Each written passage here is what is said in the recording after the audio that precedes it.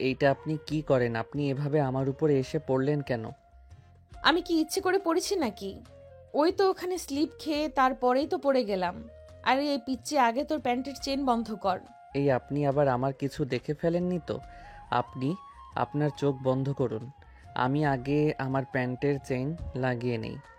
এই কথা বলে নীল পিছন ফিরে প্যান্টের চেন লাগিয়ে নীল নীল এই রাস্তা দিয়েই যাচ্ছিল। তখনই হঠাৎ তার হিসু পেয়ে গেল। আশপাশ তাকিয়ে কাউকে দেখতে না পেয়ে রাস্তার পাশেই হিসু করছিল। আর নেহা তখন ওই দিক দিয়েই যাচ্ছিল। সে তখনই হঠাৎ পায়ের স্লিপ খেয়ে নীলের উপর পড়ে যায়। আর তারপরে ঘটল এমন সাংঘাতিক এক ঘটনা। এই এখন তুই আমাকে এটা বলতেই এইভাবে রাস্তার ধারে দাঁড়িয়ে দাঁড়িয়ে হিসু করছিলে কেন? তুই এখন বড় হয়েছিস, এইভাবে তোর হিসু করতে লজ্জা করে না? না, করে না। কারণ সবেমাত্র আমি ইন্টার প্রথম বর্ষে পড়াশোনা করছি। আমি আবার বলা হলাম কবিতা, তাছাড়া এদিকে তো কেউই ছিল না। আমি তো চারপাশ ভালো করে তাকিয়ে তারপরেই তো হিসু করছিলাম। তুই ইন্টার প্রথম বর্ষের স্টুডেন্ট, তাও আবার কিনা বলছিস তুই এখনো অনেক ছোট। আসলেই তুই অনেক ছোট, কারণ যার জ্ঞান বুদ্ধি নেই তাকে সবাই ছোটই বলে। এই যে ম্যাডাম, ঠিক করে কথা বলুন।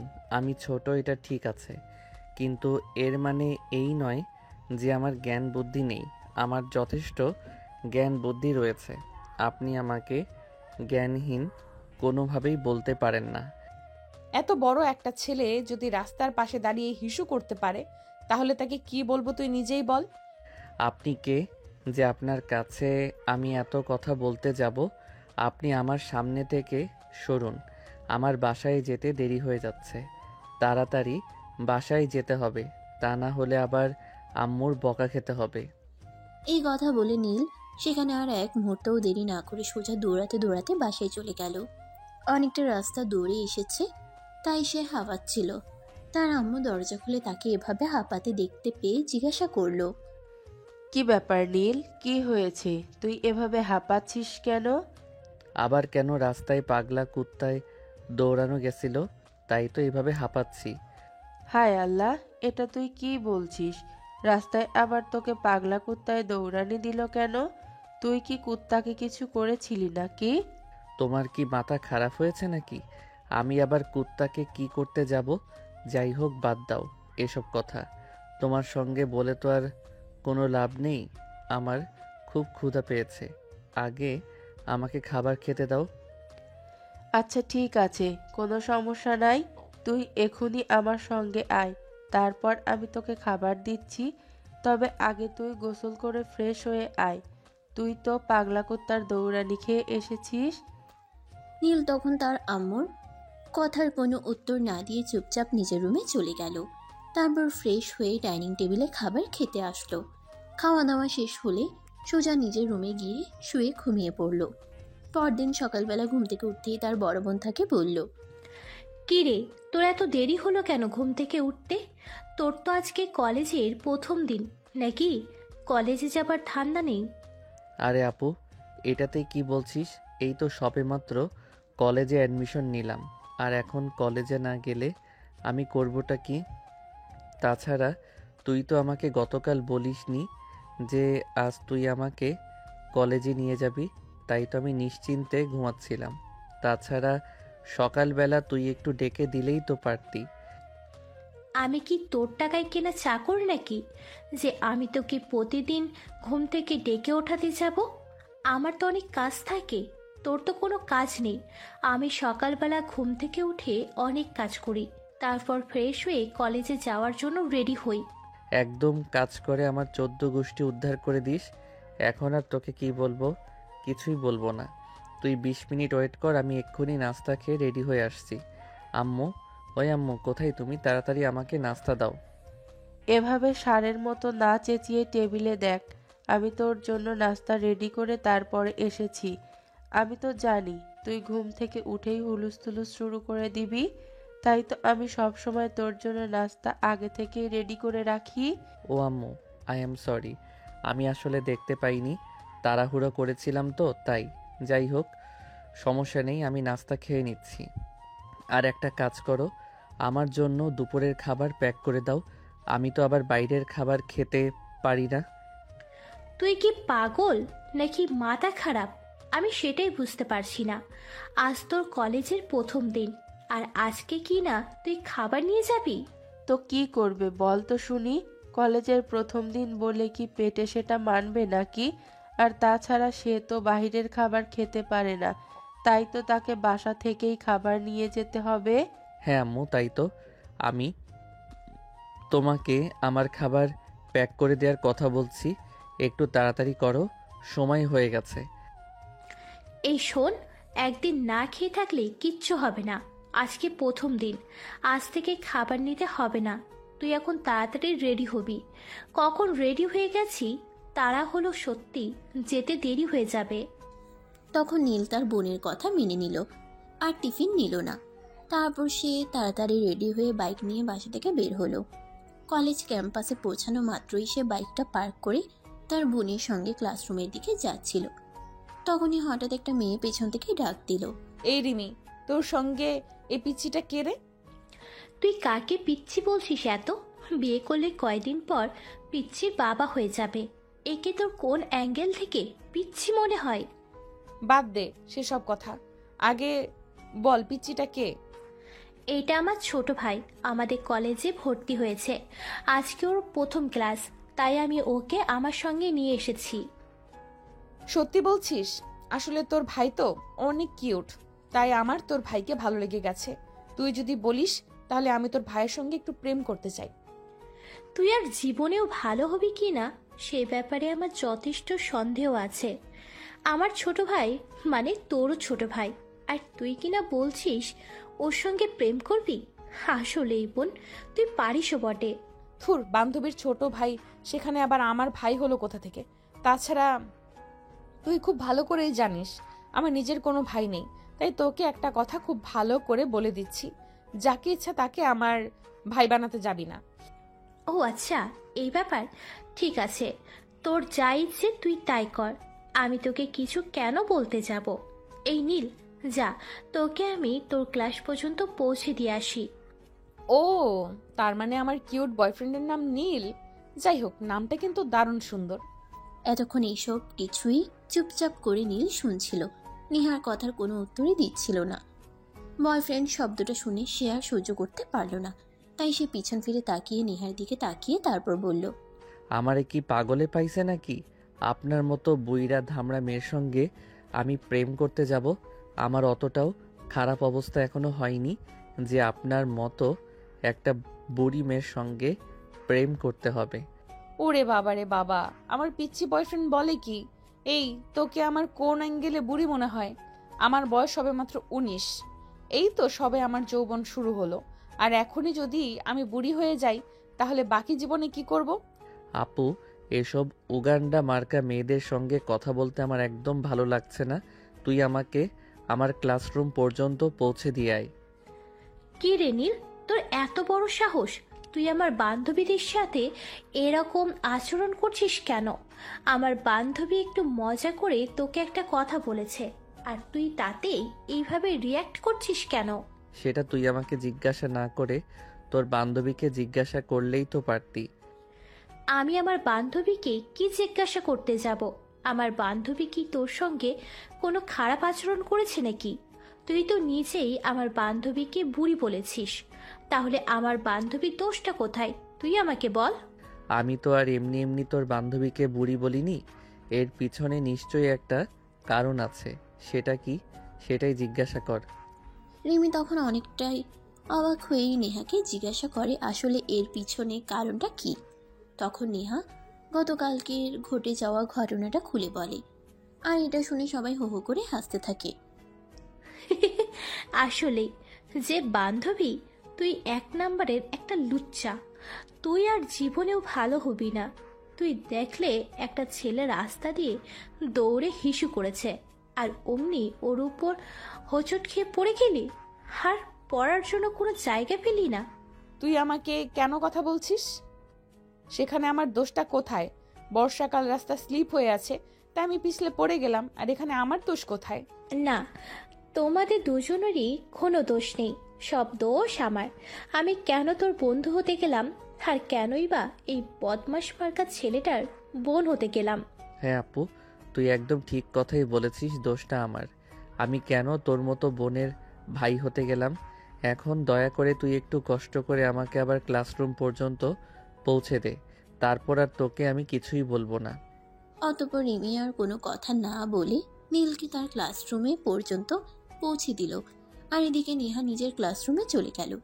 সেদিন বিকেল বেলা যখন কলেজ ছুটি হলো, রিমি আর নীল দুজনে বাইকে করে ক্যাম্পাস থেকে বের হতে যাবে, তখনই দেখতে পেল নেহা গেটের বাইরে দাঁড়িয়ে আছে। সেটা দেখে রিমি নেহাকে জিজ্ঞাসা করলো, কি ব্যাপার দোস্ত, তুই এখানে দাঁড়িয়ে আছিস কেন? তোকে আজকে কেউ নিতে আসেনি নাকি? না দোস্ত, এখনো গাড়ি আসেনি। আমি বুঝতে পারছি না কেন এরকম হচ্ছে। ড্রাইভার আঙ্কেল তো প্রতিদিন আমার ছুটির 10 মিনিট আগেই এখানে এসে অপেক্ষা করেন, আর এখন ছুটির পর 10 মিনিট চলে গেছে, এখনো আসার কোনো নামগন্ধ নেই। একটা কাজ কর, তুই একবার তোর ড্রাইভার আঙ্কেলকে ফোন দিয়ে জেনে নে কি হয়েছে। যদি কোনো প্রবলেম হয় তাহলে আমি নীলকে বলবো তোকে তোর বাসা পর্যন্ত পৌঁছে দিয়ে আসতে। একদমই না, আমি পারবো না। আমি যেন তোমার বান্ধবীকে তার বাড়ি পর্যন্ত পৌঁছে দিয়ে আসতে যাব? আমার অনেক কাজ আছে। আমি বাসায় গিয়ে ফ্রেশ হয়ে ঘুমাবো, তারপর সন্ধ্যায় বন্ধুদের সঙ্গে আড্ডা দিতে যাব। হ্যাঁ রিমি, ঠিক আছে, তোরা চলে যা, আমার কোনো প্রবলেম হবে না, আমি যেতে পারবো। আরে তোকে যেটা বলছি তুই সেটা কর। তুই এক্ষুনি তোর ড্রাইভার আঙ্কেলকে ফোন দিয়ে জিজ্ঞাসা কর কোনো সমস্যা হয়েছে কিনা। যদি কোনো সমস্যা হয়ে থাকে তাহলে তুই আমাদের সঙ্গে যাবি। তাছাড়া তোর বাসায় যাওয়ার রাস্তা তো আমাদের বাসার এই দিকে, তোকে নামিয়ে দিয়ে তারপর না হয় আমরা চলে যাব। নেহা তখন রিমির কথা শুনে সঙ্গে সঙ্গে তাদের বাসার ড্রাইভারকে ফোন দিল। ড্রাইভার বলল সে হঠাৎ করেই অসুস্থ হয়ে পড়েছে, তাই সে নেহাকে আনতে যেতে পারেনি। তাই নেহা রিমিকে বলে, দোস্ত, আসলে আমাদের ড্রাইভার আঙ্কেল হঠাৎ করে একটু অসুস্থ হয়ে পড়েছে, তাই আমাকে নিতে আসতে পারেনি। ঠিক আছে, কোনো সমস্যা নেই। তুই একটা কাজ কর, আমার সঙ্গে বাইকে উঠে পড়, তারপর তোকে তোদের বাসার সামনে নামিয়ে দিয়ে আমরা চলে যাব। আরে আপু, আমাদের বাইকটা তো অনেক ছোট, 3 জনে জায়গা হবে না? ওনাকে বলো একটা অটো কিংবা রিকশায় করে চলে আসতে। তাই তুই এরকম কেন? আমার বান্ধবী একটা সমস্যায় পড়েছে, যেখানে তুই হেল্প না করে আরও অন্য একটা পথ দেখিয়ে দিচ্ছিস। কেন কেন করছিস এরকম? বাইকে যথেষ্ট জায়গা আছে, সে আমাদের সঙ্গে যেতে পারবে। তুই ওর কথা না শুনে আমাদের পিছনে বসে পড়তে দেখি। নেহারও তখন আর কোনো উপায় অন্তর না পেয়ে রিমির পিছনে উঠে বসলো। তারপর নীল বাইক স্টার্ট করলো। নেহার বাসার সামনে এসে বাড়ি কি দাঁড় করানোর পর নেহা রিমির কাছ থেকে বিদায় নিয়ে চলে গেল। তখনই নীল রিমিকে উদ্দেশ্য করে বলল, দেখলি তো তোর বান্ধবীটা কেমন অকৃতজ্ঞ। আমি তাকে এত কষ্ট করে নিয়ে এলাম, সে আমাকে একটাবার থ্যাঙ্কস পর্যন্ত বলল না, তোর সঙ্গে কথা বলেই চলে গেল। তো কি করবে? তুই তো আমার বান্ধবীকে নিয়েই আসতে চাইলি না, সেখানে আমার বান্ধবীকে আমি জোর করে নিয়ে এসেছি। তো আমার বান্ধবী তোর সঙ্গে কেন কথা বলতে যাবে? তুইও যেমন শাকচুন্নি, তোর বান্ধবীটাও তেমন পেতনি। এত কষ্ট করে আমি এতটা রাস্তা নিয়ে এলাম দুজনকে নিয়ে, তারপর একটু কৃতজ্ঞতা পর্যন্ত প্রকাশ করলো না, একটু ধন্যবাদ পর্যন্ত দিল না। তোরা কেমন আমি সেটাই বুঝতে পারি না। এই শোন, একদম আমাকে শাকচুন্নি বলবি না। আর তুই আমার বান্ধবীকে পেত্নী বলছিস কেন? আমার বান্ধবীর পিছনে কলেজের সব ছেলেরা লাইন মারে, সেটা তুই জানিস? এত কিছু জানার আমার কোনো প্রয়োজন নেই। তোর শাকচুন্নি মার্কা বান্ধবী, আমি তাকে বাসা পর্যন্ত পৌঁছে দিলাম, সে আমাকে একটা ধন্যবাদ পর্যন্ত দিল না। তাহলে তোর বান্ধবীকে আমি কি বলবো বলতো শুনি? এত কথা তোকে আমি কেন বলতে যাব? এখন চুপচাপ বাইক চালা আর বাসার দিকে যা। হ্যাঁ, আমাকে তো সেটাই করতে হবে যেটা তুই বলবি, কারণ আমি তো তার হুকুমের চাকর। একটা কথা মনে রাখিস, আমার মতো বিনা বেতনের চাকর কিন্তু আর দুনিয়ায় দুটো পাবি না। পাওয়ার কোনো প্রয়োজন নেই। এখন তুই দয়া করে মুখটা বন্ধ করে গাড়ি চালা। নীল তখন আর কোনো কথা না বলে বাইক চালাতে শুরু করলো। 5 মিনিট পর তারা বাসে এসে পৌঁছালো। বাসে এসে পৌঁছাতেই তার আম্মু তাকে বলল, কি ব্যাপার বাবা? আজ তো তোর কলেজের প্রথম দিন ছিল। আজকের দিনটা তোর কেমন কেটেছে? একদম উড়াধুরা, এর চেয়ে ভালো আর হয় না। আচ্ছা যাই হোক, তাহলে তো ভালোই হলো। আমি তো আরো ভেবেছিলাম হয়তো উল্টাপাল্টা কিছু করবি কলেজে গিয়ে, কিন্তু ভালো কেটেছে এটা শুনে খুব ভালো লাগছে। তোমার ছেলে আর ভালো কাজ, এটা কখনো হতে পারে? তোমার ছেলে কলেজে গিয়ে আমার এক বান্ধবীর সঙ্গে যা ইচ্ছে তাই ব্যবহার করেছে, এখন আবার বলছে কি না একদম উড়াধুরা তো হবেই, কারণ সে আমার বান্ধবীকে কতগুলো কথা শুনিয়েছে। এই আপু দেখ, একদম ভালো হবে না বলছি, কিন্তু তুই আম্মুর সামনে আমাকে এভাবে কথা বলতে পারিস না। আমি তোর বান্ধবীর সঙ্গে কি করলাম? তোর বান্ধবী তো আমার সঙ্গে খারাপ আচরণ করেছে, তাছাড়া আমি তাকে বাসায় পর্যন্ত পৌঁছে দিলাম, সে আমাকে একটা ধন্যবাদ পর্যন্ত দিল না। তুই এখনো সেই এক কথা নিয়ে পড়ে আছিস? আচ্ছা বলতো, তোর কোনো যোগ্যতা আছে আমার বান্ধবীর কাছ থেকে ধন্যবাদ পাওয়ার জন্য? তুই তো আমার বান্ধবীকে আনতে যাসনি, আমি জোর করে বান্ধবীকে আমার সঙ্গে নিয়ে এসেছি, আর এখন কিনা বলছিস সেটা ধন্যবাদ তোর পাওয়ার ছিল? হয়েছে, আমি বুঝতে পেরেছি আসলে কি হয়েছিল। এখন দয়া করে তোরা দুজনেই দুজনের মুখ বন্ধ কর আর চুপচাপ উপরে গিয়ে ফ্রেশ হয়ে আয়। তারপর আমি তোদের জন্য খাবার তৈরি করছি। অতঃপর ভাই বোন দুজনেই উপরে নিজেদের রুমে চলে গেল। তারপর ফ্রেশ হয়ে ডাইনিং টেবিলে আসলো খাবার খাওয়ার জন্য। খাওয়া দাওয়া শেষ হলে নীল নিজের রুমে চলে গেল আর একটু ঘুমিয়ে। নীল আসলে একটু ঘুম পাগলা ছেলে, সে যখনই একটু সুযোগ পায় একটু ঘুমাতে চায়। সেই ঘুম ভাঙলো রাত 8টায় রিমির ডাকে। কি ব্যাপার, তুই এখনো ঘুমাচ্ছিস না কেন? আজ তোর কলেজের প্রথম দিন ছিল, তুই বাসায় এসে কই নতুন বই খুলে পড়তে বসবি, সেটা না করে তুই এখন রাত 8টা বাজে এখনো পড়ে পড়ে ঘুমাচ্ছিস? হায় আল্লাহ, এটা তুই কি বলছিস? রাত 8টা বেজে গেছে, আমার তো বন্ধুদের সঙ্গে আড্ডা দিতে যাওয়ার কথা ছিল। এটা কি হলো? আমি এতটাই ঘুমিয়ে পড়েছিলাম যে রাত 8টা বেজে গেল। বিশ্বাস না হলে তুই নিজেই ঘড়ির দিকে তাকিয়ে দেখ, এখন কয়টা বাজে। আমি তোকে বেশ কয়েকবার ডাক দিয়েছি, কিন্তু তুই তো এতটাই ঘুমে মগ্ন ছিলি যে আমার ডাক শুনতে পাসনি। হয়েছে হয়েছে, এখন আর আমাকে পাম দিতে হবে না, কারণ আমি খুব ভালো করেই জানি এই বাড়িতে যদি কোনো একটা শত্রু থাকে তাহলে সেটা তুই। তুই খুব ভালো করে জানতি বিকেলে আমি বন্ধুদের সঙ্গে খেলতে যাব, তাই তো তুই আমাকে ঘুম থেকে ডেকে তুলিসনি যাতে আমি আমার বন্ধুদের সঙ্গে ঘুরতে যেতে না পারি। এই বলতে বলতে নীল ওয়াশরুমে চলে গেল। তারপর ফ্রেশ হয়ে হাত মুখ ধুয়ে পড়ার টেবিলে পড়তে বসলো। আর তখনই সেই মোবাইলটা হাতে নিয়ে দেখলো তার বন্ধু তাকে 70টা মিসড কল দিয়েছে।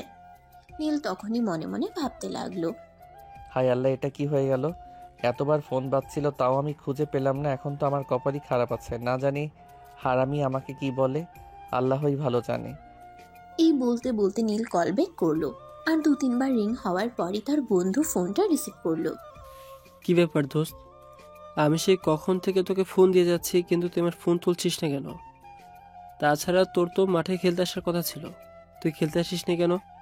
জানিস আমরা সেই কখন থেকে তোর জন্য অপেক্ষা করেছিলাম। আই এম সরি রে দোস্ত, তুই তো খুব ভালো করেই জানিস আমি একটু ঘুম পাগলা টাইপের। কলেজ থেকে এসে খাওয়া দাওয়া করে তারপর ঘুমিয়ে পড়েছিলাম, তারপর যে বেলা কখন কেটে গেল আমি টের পাইনি। সে না হয় বুঝতে পারলাম, কিন্তু তোকে আমি এতগুলো কল দিয়েছি, একজন মানুষ যদি মরেও যেত তাহলে তো আমার কলটা রিসিভ করতো, কিন্তু তুই আমার কল রিসিভ করিসনি কেন? দোস্ত তুই তো খুব ভালো করে জানিস আমি আমার ফোন অল টাইম সাইলেন্ট রাখতে পছন্দ করি, কারণ তুই তো জানিসই আমার মেসেঞ্জারে সবসময় মেসেজ আসতে থাকে, আর তারপর প্রায়ই আননোন নাম্বার থেকে ফোন আসে, তাই আমি ফোন সাইলেন্ট হয়ে কি যাতে আমাকে ফোন কোনো বিপদে পড়তে না হয়। তাছাড়া তুই তো খুব ভালো করেই জানিস আমার বাসার অবস্থা, সুযোগ পেলেই সদ্ব্যবহার করে সবাই। আচ্ছা বাদ দে, এখন তুই একটু তোর বাসার নিচে আয়, আমরা তোর বাসার নিচে চায়ের দোকানে বসে আছি, তোকে নিয়ে একসঙ্গে সবাই মিলে চা খাবো, তারপর চলে যাব। নীল তখন আচ্ছা ঠিক আছে এই কথা বলে ফোনটা কেটে দিল। তারপর বাসা থেকে বের হয়ে বাসার নিচেই একটা পায়ের দোকান, সেখানেই চলে গেল। তার বন্ধুরা তার জন্য সেখানে বসে অপেক্ষা করছিল। সে সেখানে পৌঁছাতেই তার আরেক বন্ধু তাকে বলল, কী রে দোস্ত, আজকে প্রথম দিন কলেজে গেলি আর আজকে কলেজ থেকে এসে এতটা টায়ার্ড হয়ে পড়েছিলি যে হৃদয় তোকে এতগুলো ফোন দিল, তুই ফোন কল রিসিভ করলি না। আরে দোস্ত, সেরকমটা নয়। আমি ঘুমিয়ে পড়েছিলাম তাই কল রিসিভ করতে পারিনি। এখন বল, আজকের খেলা কেমন হয়েছে? আরে বেটা, তুই না আসলে খেলা জমে না কি? খেলা একদমই ভালো হয়নি। আমরা সবাই তো তোর জন্য অপেক্ষা করেছিলাম, তুই কখন আসবি, তারপর সবাই একসঙ্গে মিলে খেলবো। তুই না আসলে খেলার আনন্দই লাগে না। আই এম সরি রে দোস্ত, কাল থেকে আর বিকালে ঘুমাবো না। বিকেল হলে সময় মতো তোদের সঙ্গে খেলতে চলে আসবো। এখন চল, চা খেয়ে তারপর বাসায় ফিরে যাই। তারপর সবাই মিলে চা আর কলা রুটি খেয়ে সেখান থেকে বাসায় চলে গেল। আর এদিকে বন্ধুদের সঙ্গে আড্ডা শেষ করে বাসায় আসতে আসতেই রাত 10টার মতো বেজে গেল। তখন নিজের আব্বু আম্মু আর রিমি সবাই ড্রয়িং রুমে বসে গল্প করছিল। নীল বাসায় এসে কলিং বেল চাপ দিতেই তার বোন রিমি দরজা খুলে দিল আর তাকে দেখতে পেয়ে বলল, কি ব্যাপার, কোথায় গিয়েছিলে? তুই আর আসতে এত রাত হলো কেন? এই দেখ, তুই সব সময় আমার উপর খবরদারি করবি না। আমি যেখানে ইচ্ছা যাই সেখানে আমি তোর কাছে দিতে যাব নাকি? নীল, এটা কোন ধরনের আচরণ? আমি তো সেটাই বুঝতে পারছি না। রিমি তোমার বড় বোন হয়, সে তোমার কাছে কৈফিয়ত চাইতেই পারে, তাই বলে তুমি এরকম আচরণ করতে পারো না। হ্যাঁ, আমার বড় হয়েছে বলেই তো আমার মাথা কিনে নিয়েছে। এখন সে যা ইচ্ছে তাই করবে, আমি তাকে কিছুই বলতে পারবো না। তার ইচ্ছে মতো সব কিছু হবে, তাই তো? এরকমটা তোমাকে কেউ বলেনি, তুমি নিজেই বলছো রিমি তোমার বড় বোন। সেটা তুমি ভুলে যাও কেন? সে তোমাকে কোনো কিছু জিজ্ঞাসা করতেই পারে, তাই বলে কি তুমি তার সঙ্গে এরকম আচরণ করবে? ওরে বাবা, কিন্তু তুমি আমার হয়ে কথা বলতে এখন তো দেখছি তুমি তোমার মেয়ের পক্ষ নিয়ে কথা বলছো। দিতে হয়, আর এখন তুমি সেটাকে সাপোর্ট করছো। এটা কিন্তু তোমার কাছ থেকে কখনোই আশা করিনি। বলতে বলতে নীল নিজের রুমে চলে গেল। তারপর বই নিয়ে পড়তে বসলো। আর তার ঠিক কিছুক্ষণ পরেই রিমি তাকে ডাকতে গেল। ওই, তোর পড়া শেষ হয়েছে? সবাই খাবার টেবিলে অপেক্ষা করছে, তুই খাবার খেতে আয়। বলেই রিমি সেখান থেকে চলে গেল। এদিকে নীল বেশ কিছুক্ষণ পর পড়া শেষ করে তারপর খাবার টেবিলে গেল। ততক্ষণে সবাই খাওয়া দাওয়া শেষ করে টেবিল থেকে উঠে পড়েছে। তখনই নীলের আম্মু তাকে দেখে বলল, কি ব্যাপার, তুই এখন আবার এখানে এসেছিস কেন? রিমি তো বলল তুই নাকি খাবার খাবি না, তাই আমরা সবাই খাবার খেয়ে নিলাম। এই জন্যই তো বলি, তোমার মেয়ে হলো পৃথিবীতে আমার এক ও একমাত্র শত্রু, যে কিনা আমার সামনে দাঁড়িয়ে মিথ্যা কথা বলতে পারে। আমি কখনো তোমার মেয়েকে বললাম আমি খাবার খাবো না? বলিসনি তো কি হয়েছে? আমি সেই কখন থেকে তোকে ডেকে গিয়েছিলাম, কিন্তু তুই তো কোনো কথার উত্তরই দিলি না। তাই তো আমি ভেবেছিলাম তুই হয়তো খাবার খাবি না। আমি পড়তে বসেছিলাম, পড়া শেষ না করি কি আমি খাবার টেবিলে চলে আসবো নাকি? এই তো সবে আমার পড়া শেষ হলো আর আমি খাবার টেবিলে আসলাম। এসব ফালতু কথা বাদ দিয়ে এখন বলো, আমার জন্য কোন খাবার অবশিষ্ট আছে নেই? তুই ইদানিং কেমন যেন হয়ে যাচ্ছিস, কোনো কথাই তোর আমার ঠিক সুবিধার মনে হচ্ছে না। তুই কেমন যেন সব সময় তেরা মেরা কথা বলিস, এমন কেন করছিস বল তো শুনি। আছে কি নেই? আমি আবার কি করলাম? আমি চুপচাপ বসে পড়ছিলাম, তোমার মেয়ে আমাকে খাবার খেতে আসতে বলল। আমি পড়াটা শেষ করে টেবিলে আসার আগেই তোমরা সবাই খাবার খেয়ে নিয়েছো। এখন কি আমি একা একা খাবার খাবো নাকি? ঠিক আছে, সমস্যা নেই, তুই খাবার খা। আমি এখানে বসে আছি। আর নেহাত তোকেও বলছি, এবার তো বড় হয়েছিস, এবার একটু বুদ্ধি শুদ্ধি নিয়ে চলিস। নেহা তখন তার আম্মুর কথার কোনো উত্তর না দিয়ে মুখ ঢেকে একটা ভেঙচি মেরে সেখান থেকে চলে গেল। নীল খাবারটা খেয়ে নিল আর তারপর নিজের রুমে গিয়ে শুয়ে ঘুমিয়ে পড়ল। সকালবেলা ঘুম ভাঙলো তার আম্মুর ডাকে। কি রে নীল, তুই এখনো ঘুম থেকে উঠছিস না কেন? তুই কি কলেজে যাবি না নাকি? কি রে নীল, তুই এখনো ঘুম থেকে উঠছিস না কেন? তুই কি কলেজে যাবি না নাকি? আরে এটা তুমি কি বলো? আমি কলেজে যাব না কেন? এতে সবেমাত্র কলেজে ভর্তি হলাম, আর এখনই যদি কলেজ কামাই করা শুরু করি তাহলে আমার বাকি দিন কি করে যাবে? এখন আগে বলো কয়টা বাজে? এই তো সকাল 8টা বেজে গেছে, 10টায় তোর কলেজ। এখন ঘুম থেকে না উঠলে তুই ফ্রেশ হয়ে নাস্তা করে তারপর যাবি কখন? ওয়েট, তুমি চিন্তা করো না, আমি এক্ষুনি রেডি হয়ে আসছি। এই বলে নীল বিছানা থেকে নেমে আলমারি থেকে কলেজ ড্রেস বের করে তারপর ওয়াশরুমে চলে গেল। ফ্রেশ হয়ে এসে রেডি হয়ে তারপর নিচে গেল সকালের নাস্তা করার জন্য। সকালের নাস্তা করার জন্য টেবিলে যেতেই তার বোন বলল, এইভাবে পড়াশোনা করলে পড়াশোনা হবে না। প্রত্যেক দিন যদি তোকে ঘুম থেকে আর একজনই ডেকে তুলতে হয়, তাহলে তোর পড়াশোনাটা হবে কি করে বল শুনি? তারপরেও তুই বাসায় এসে যখন সময় পাস তখনই ঘুমাস। এইভাবে যদি তুই সারাদিন ঘুমিয়ে পড়তে থাকিস, তাহলে তুই পড়াশোনাটা করবি কখন বল তো শুনি? দেখো আপু, তোমাকে আমি আগেও বলেছি আর এখনও বলছি, তুমি আমার ঘুম নিয়ে একদম কথা বলবে না। আমি তো আর মেয়েদের পিছনে লাইন দিয়ে সময় নষ্ট করি না। আমি তো আমার ঘুমের পিছনে সময় নষ্ট করি। ঘুম আমাকে এতটাই ভালোবাসে যে সে আমাকে কোনোভাবেই ছেড়ে যায় না, সব সময় আমার সঙ্গেই থাকতে চায়। তো আমি কি করব বলো? হ্যাঁ, আমিও তো সেটাই বলছি যে তোকে দেখে সেই তোর প্রেমে পড়ে যায় আর তোকে ভালোবেসে ফেলে। যেমন আমার বান্ধবী নেহা, সেও তো তোকে প্রথম দেখাতেই ভালোবেসে ফেলেছে।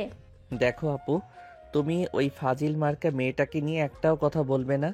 আমি ওই মেয়েটাকে নিয়ে কোনো কথা শুনতে চাই না। ওই মেয়ে আস্ত একটা ফাজিলের ডিব্বা। সেদিন আমি রাস্তায় দাঁড়িয়ে আমার কাছে ছিলাম, তখনই সে ইচ্ছে করেই আমার উপরে পড়ে গেছে, আর কলেজেও আমার সঙ্গে এসব ফাইজলামও শুরু করেছে। আমি এই মেয়েটাকে সহ্য করতে পারি না। কিন্তু এমন না হয়ে যায় যে মেয়েটাকে তোর সারা জীবনই সহ্য করতে হয়। কারণ নেহাকে আমি দেখেছি, সে একদম তোর প্রেমে পড়ে গেছে। তারপর যদি এইভাবে থাকে, তাহলে কিন্তু বেশি দেরি নেই তোর বউ হয়ে এই বাড়িতে আসার। তোদের সব কয়টারই মাথা খারাপ। যেমন তোর বান্ধবীগুলো, ঠিক তেমনি তুই তোর বান্ধবীগুলো যদি মাথা খারাপ নাই হতো, তাহলে আমার মতো একটা জুনিয়র ছেলেদেরকে ক্রাশ খাই নাকি? তোরা ডিগ্রি প্রথম বর্ষে পড়াশোনা করছিস, আর আমি এবার সবেমাত্র ইন্টারে। তোদের সঙ্গে আমার 2 বছরের বয়সের ব্যবধান, আর সেখানে তোর ক্লাসের মেয়েরা আমার উপর ক্রাশ খায়। এটা তো পাগলের কাণ্ড ছাড়া অন্য কিছুই হতে পারে না।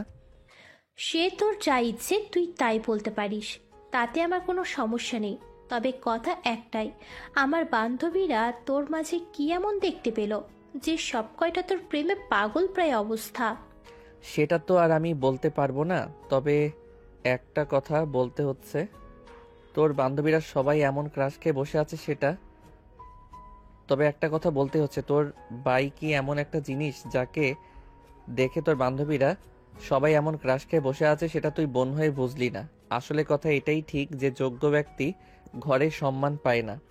আইছে আমার যোগ্য ব্যক্তি, ওনার তো বাড়ির দারোয়ান হওয়ার যোগ্য নাই, আর সেখানে কি না আমার বান্ধবীদের বয়ফ্রেন্ড হওয়ার যোগ্যতা দেখায়। আসলে আমার বান্ধবীগুলাও যেমন ছ্যাঁচড়া, ঠিক তেমনি তুই। আমার কোনো কাজ না পাওয়া বান্ধবীগুলাই তো তোর মতো বকাটে একটা ছেলের পিছনে লাইন মারে। দেখ আপু, তোকে আমি আগেও বলেছি আর এখনো বলছি, তুই আমাকে বখাটে বলবি না। আমি কি বখাটে ছেলেদের মতো রাস্তার পাশে বসে মেয়েদেরকে ইফটিজিং করি নাকি? আমি তো আমার মতোই থাকি। কখনো তো একটা মেয়ের পিছনে 5 মিনিট টাইম ওয়েস্ট করেছি কিনা সেটাও আমার জানা নেই, কারণ আমি যখনই সময় পাই তখনই ঘুমাই, আর আমার প্রেমটা ঘুমের সঙ্গেই জমে। হ্যাঁ, সেখানে কিন্তু আর একটা প্লাস পয়েন্ট আছে। নেহাও কিন্তু ঘুম পাগলি একটা মেয়ে, সে কিন্তু অনেক ঘুমাতে পারে। একেবারে তার 4-5 দিন ঘুমানোর রেকর্ড আছে। নীল তখন আর সেখানে কোনো কথা বাড়ালো না, কারণ সে বুঝতেই পারলো এখানে যদি সে আরও কথা বলে তাহলে কথাগুলো শুধু বাড়তেই থাকবে আর কমবে না।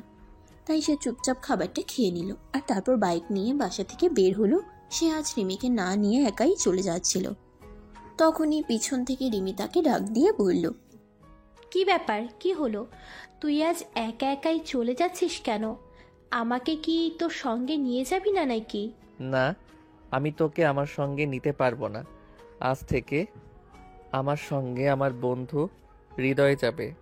আমি এখান থেকে ওর বাসার সামনে চলে যাব, তারপর ওখান থেকে ওকে তুলে নিয়ে কলেজে চলে যাব। আমি কলেজে যাব কি করে? বললাম তো, আমি তোকে আমার সঙ্গে নিতে পারবো না। তুই কি আমার কথা শুনতে পাসনি নাকি? তুই যদি না শুনতে পাস তাহলে আমি আবারও বলছি, আমি তোকে আমার সঙ্গে নিতে পারবো না। আমার সঙ্গে আমার বন্ধু যাবে। এই বলে সেখানে আর এক মুহূর্ত অপেক্ষা না করেই বাইকের স্পিড বাড়িয়ে সেখান থেকে সোজা তার বন্ধুর বাসার সামনে চলে গেল। এদিকে রিমি অনেকক্ষণ ধরে বাসার সামনে দাঁড়িয়ে আছে রিক্সার জন্য, অপেক্ষা করছে, কিন্তু রিক্সার কোনো নামগন্ধ নেই। তখনই তার আব্বু বাসা থেকে বের হলো আর তাকে সেখানে দাঁড়িয়ে থাকতে দেখে জিজ্ঞাসা করলো, কি ব্যাপার রিমি, কি হয়েছে তোর? তুই এখানে দাঁড়িয়ে আছিস কেন? কলেজে যাসনি কেন? আমি কলেজে যাব কি করে সেটা তুমি আমাকে বলো। আমি তোমার ছেলের সঙ্গে কলেজে যাব ভাবছিলাম, কিন্তু সে আমাকে না নিয়েই তার বন্ধুকে তার সঙ্গে নিয়ে যাবে বলে বাইক নিয়ে চলে গেছে, আর আমাকে বলেছে রিস্কায় করে কলেজে চলে যেতে। আর এইদিকে আমি অনেকক্ষণ ধরে রিস্কার জন্য দাঁড়িয়ে আছি, কিন্তু কোনো রিস্কাই পাচ্ছি না। ঠিক আছে মা, কোনো সমস্যা নেই, তুই আমার সঙ্গে চল, আমি তোকে কলেজে পৌঁছে দিয়ে তারপর অফিসে চলে যাব। নেহা তখন কোনো কথা না বলে তার আব্বুর সঙ্গে গাড়িতে উঠে বসলো, আর তারপর তার আব্বু তাকে কলেজের সামনে নামিয়ে দিয়ে অফিসে চলে গেল। এদিকে নীল তার বন্ধুকে নিয়ে কলেজে এসে ক্যাম্পাসে ঢুকতে না ঢুকতেই নেহার সঙ্গে দেখা হয়ে গেল। ওই আমার কিউট জুনিয়র বয়ফ্রেন্ড, একটু এইদিকে আয় তো, তোর সঙ্গে একটু বোঝাপড়া আছে, সেটা সেরে নেই। আমার সঙ্গে আপনার কিসের বোঝাপড়া? আর আপনাকে না আমি বলেছি আপনি আমাকে বয়ফ্রেন্ড বলবেন না। আমি আপনার বয়ফ্রেন্ড নই। আপনি আমার চাইতে বয়সে অনেক বড়। আপনি আপনার বয়সী কাউকে আপনার বয়ফ্রেন্ড বানিয়ে নেন। দয়া করে আমাকে আর এই নামে ডাকবেন না। আরে ওই পিচ্চি শোন, তোকে আমার ভালো লেগেছে আর আমি তোকেই চাই। তাছাড়া আমি অন্য কাউকে কেন আমার বয়ফ্রেন্ড বানাতে যাব? আমি তো বললাম আমি প্রথম দেখাতেই তোর উপর ক্রাশ খেয়ে গেছি, তাহলে অন্য একজনকে বয়ফ্রেন্ড কেন বানাতে যাব বল শুনি। আপনি মাফ করুন আমায়। আপনি কাউকে বয়ফ্রেন্ড বানাবেন কি বানাবেন না সেটা আপনার ব্যক্তিগত ব্যাপার, কিন্তু আপনি আমাকে বয়ফ্রেন্ড বলবেন না, এটা আমার কথা। আমার মতো হ্যান্ডসাম গুড লুকিং একটা ছেলেকে দেখলে যে কোনো মেয়ে আমার সঙ্গে প্রেম করতে চাইবে। আপনিও তার ব্যতিক্রম হতে পারেন না, সেটা আমি খুব ভালো করে জানি, কিন্তু আপনার মতো একটা বুড়ি মেয়ের সঙ্গে প্রেম করতে চাইবে, আপনিও তার ব্যতিক্রম হতে পারেন না, সেটা আমি খুব ভালো করেই জানি, কিন্তু আপনার মতো একটা বুড়ি মেয়ের সঙ্গে আমার প্রেম করতে ইচ্ছে হয় না। আমি তো প্রেম করব আমার সমবয়সী কিংবা আমার চাইতে জুনিয়র কিউট সুইট একটা মেয়ের সঙ্গে। চিন্তা করিস না, তোর এই আশা কোনোদিনও পূর্ণ হবে না যতদিন আমি নেহা বেঁচে আছি। কারণ হয়েছে, তোকে বললাম, তোকে আমার মনে ধরেছে, আর আমার মনে ধরা জিনিসটাকে আমি কখনোই অন্য কারোর হতে দেই না। এটা আমার ছোটবেলাকার অভ্যাস, এখনো বিদ্যমান আছে। এই বলে নেহা নীলের দিকে এগিয়ে এলো আর তারপর বলল, আচ্ছা সেই সব কথা বাদ দিয়ে এখন তুই আমাকে এইটা বল যে তুই আজ রিমিকে তোর সঙ্গে নিয়ে আসিসনি কেন? রিমিকে কেন তোর আব্বু কলেজ পর্যন্ত ছেড়ে দিয়েছে, তুই ওকে তোর সঙ্গে আনিসনি কেন?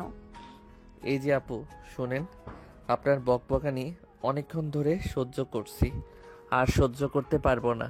আমি কি করব না করব সেটা আমার ব্যক্তিগত ব্যাপার, আর আমার ব্যক্তিগত ব্যাপারে কেউ ইন্টারফেয়ার করুক সেটা আমি চাই না। সো আমি কি বলতে চাই আপনি আশা করি বুঝতে পেরেছেন। এত বেশি বুঝে আমার লাভ নেই। আজ থেকে তুই সকালবেলা আমাকে তোর সঙ্গে নিয়ে আসবি, আর বিকেলবেলা আমাকে তোর সঙ্গে আমার বাসায় পৌঁছে দিবি। রিমিকে তুই তোর সঙ্গে আনবি কি আনবি না সেটা তোর ব্যক্তিগত ব্যাপার, আমি সে ব্যাপারে কিছুই বলবো না। নেহার কথা শুনে নীল যেন একদম আহাম্মক বনে গেছে, যেখানে সে নিজের বোনকে নিজের সঙ্গে আনবে না, আর সেখানে কিনা আরেকটা মেয়ে বলছে তাকে তার সঙ্গে নিয়ে আসতে হবে, আবার দিয়ে আসতে হবে। এটা জাস্ট কল্পনার অতীত। তাই নীল বলল, আমার মাথা এখনো অতটা খারাপ হয়নি, আশা করি বুঝতে পেরেছেন। আমি কেন আপনাকে আমার বাইকের তেল খরচা করে প্রতিদিন নিয়ে আসবো আর আপনার বাসা পর্যন্ত পৌঁছে দিব। আপনাদের বাড়ি থেকে তো মনে হয় আপনার বাবা মাশাল্লাহ বড় লোক, তাহলে আপনার বাবা আপনাকে কেন একটা গাড়ি কিনে দিতে পারেন না সেটা বলা যাবে কি? আসলে আমি গাড়ি চালাতে পারি না, অনেকবার চেষ্টা করেছি তাও পারি না। আমাদের গ্যারেজে 2-3টা গাড়ি সবসময় পড়েই থাকে, কিন্তু আমি গাড়ি চালাতে পারি না বলেই গাড়ি নেই না। তাছাড়া আমার এটা পছন্দ নয় যে আমার ড্রাইভার গাড়ি চালক আর আমি তার পেছনে বসে থাকি। ড্রাইভার গাড়ি চালাবে আর আপনি পিছনে বসে থাকতে পারবেন না, এটা আপনার সহ্য হবে না। তাহলে আপনি আমার বাইকের পিছনে বসে থাকবেন কি করে? এটা কি করে সহ্য হবে? ড্রাইভারের পেছনে বসা যায় না, কিন্তু ভালোবাসার মানুষটার পেছনে ঠিকই বসা যায়। এটাতেই এখন বুঝবি না? যখন তুই আমার মতো আমাকে ভালোবেসে ফেলবি, তখন তুই ঠিকই বুঝতে পারবি। নীল তখন নিহার কথার কোনো উত্তর না দিয়ে সেখান থেকে চলে যেতে চায়। কারণ মেয়েদের সঙ্গে তর্কে যেতে হয় না, কারণ ওদের সঙ্গে তর্কে গেলে কখনোই তর্কে জেতা যায় না। ওরা হেরে গেলেও 5টা কথা শুনিয়ে যেভাবেই হোক ওই তর্কে ওরা জিতবে, কারণ ওদের রক্তে হার শব্দটা লেখা নেই। নীল চলে যাচ্ছে তখনই পিছন থেকে নেহা বলে, কি ব্যাপার, কি হলো? তুই আমার কথার কোনো উত্তর না দিয়ে চুপচাপ এখান থেকে চলে যাচ্ছিস কেন? আপনার প্রশ্নের উত্তরটা আমার আপাতত জানা নেই, তাই আমি আপনার প্রশ্নের উত্তরটা দিতে পারলাম না। এটা তুলে রাখেন, অন্য এক সময় আপনার প্রশ্নের উত্তরটা আমি দিয়ে দিব। এই বলে সেখানে আর এক মুহূর্তও দেরি না করে নীল সেখান থেকে সোজা ক্লাসরুমে চলে আসলো। আর কিছুক্ষণ পরে তার বন্ধু হৃদয় তাকে বলে, দোস্ত, আপুকে দেখলাম তোর সঙ্গে দাঁড়িয়ে দাঁড়িয়ে অনেকক্ষণ ধরে কথা বলছিল। কি ব্যাপারে রে, বল তো শুনি। কি ব্যাপার মানে? প্রেমের ব্যাপারে তোরা কি বুঝতে পারিসনি? একটা মেয়ে একটা ছেলের সঙ্গে এতক্ষণ ধরে কি নিয়ে কথা বলে? অবশ্যই সেখানে লাভ ক্যাচ চলছে, তাই না? হাসালি দোস্ত, প্রেম ভালোবাসা আর নেহা আপু, তাও আবার তোর সঙ্গে, এটা ভাবাই যায় না। নেহা আপু তো ছেলেদেরকে তার নিজের হাতের পুতুল মনে করে, যেভাবে ইচ্ছা সেভাবেই নাচায়। কি বলছিস তুই? আমি তো কিছুই বুঝতে পারছি না, একটু খুলে বল তো শুনি। শোন, নেহা আপুকে তুই এখনো চিনতে পারিসনি। নেহা আপু দেখতে অনেক সুন্দর, সেটা তো নিশ্চয়ই খুব ভালো করে জানিস। নেহা আপুর পেছনে ভার্সিটির প্রত্যেকটা ছেলে লাইন মারে। নেহা আপু প্রত্যেকটা ছেলের সঙ্গে কম করে 2 দিন হলেও প্রেম করেছে। সেখানে তুই কিনা নেহা আপুর প্রেমে পড়েছিস। ধুর, এসব ফালতু কথা বাদ দে। আমি কেন নেহা আপুর প্রেমে পড়তে যাব? নেহা আপু নিজেই আমার প্রেমে হাবুডুবু খাচ্ছে। বিশ্বাস না হলে তুই কয়েকদিন আমাকে ফলো কর, তাহলেই বুঝতে পারবি। আমার বাবু, এত কিছু বোঝার প্রয়োজন নেই। তুই যেটা করছিস চিন্তা ভাবনা করে কর। এমন কিছু করিস না যার জন্য পরে তোকে পস্তাতে হবে। আর একটা কথা, আমি বন্ধু হিসেবে তোকে উপদেশ দিচ্ছি, কখনই কোনো সিনিয়র মেয়ের প্রেমে পড়িস না, তাহলে পস্তাতে হবে। এ পর্যন্ত এমন কোনো কাজ করিনি যার জন্য আমাকে পস্তাতে হয়েছে, তাহলে আমি কেন এখন পস্তাতে যাব? তাছাড়া আমি কেনই বা নেহা আপুর প্রেমে পড়তে যাব? দুনিয়াতে কি মেয়ের অভাব পড়েছে নাকি যে আমি আমার চাইতে বয়সে বড় একটা মেয়ের প্রেমে পড়তে যাব? তুই কোনো চিন্তাই করিস না, আমি প্রেমে পড়ব না। আর যদি পড়ি তাহলে একা পড়ব না, তোকে নিয়েই পড়ব। এই বলে নীল হাসতে হাসতে সেখান থেকে চলে গেল। এদিকে দেখতে দেখতে বেশ কয়েকদিন চলে গেল।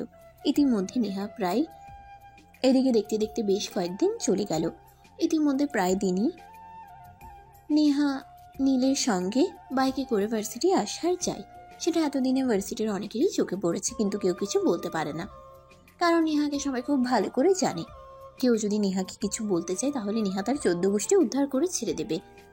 নেহা সহজে কোনো অপবাদ বা ঘটে যাওয়া ঘটনাটা কেউ স্বীকার করতে রাজি নয়। সবচেয়ে বরাবরই এরকম স্বভাবের, সে যা ইচ্ছে তাই করবে, কিন্তু তাকে এ ব্যাপারে কেউ কিছু বলতে পারবে না। আর যদি কেউ কিছু বলে তাহলে তার আর রক্ষে নেই। যাই হোক ভিউয়ার্স, কথা না বাড়িয়ে চলুন গল্পে ফিরে আসি। সেদিন বিকাল বেলা হঠাৎ নেহা নীলদের বাড়িতে আসে। নীল তখন নিজের রুমে বসে বই পড়ছিল। ড্রয়িং রুমে এসে সেই রিমিকে নাম ধরে ডাকতে থাকে। এই রিমি, রিমি, কোথায় তুই? এখনো রেডি হসনি? লেট হয়ে যাবে তো, তাড়াতাড়ি কর। আরে না, তুই চলে এসেছিস? 2 মিনিট ওয়েট কর। আসলে আগে আমার মনেই ছিল না, তারপর যখন মনে হলো তখনই তাড়াতাড়ি করে রেডি হচ্ছি। চিন্তা করিস না, আমার বেশি সময় লাগবে না, জাস্ট 2 মিনিট। তখনই হঠাৎ নেহার মনে একটা দুষ্টু বুদ্ধি উদয় হলো, তাই সে সিঁড়ি বেয়ে উপরে চলে গেল। সে খুব ভালো করে জানে তোমার নীল কোন রুমে থাকে। সে নীলের রুমে ঢুকে গেল আর সঙ্গে সঙ্গে দরজাটা বন্ধ করে দিল।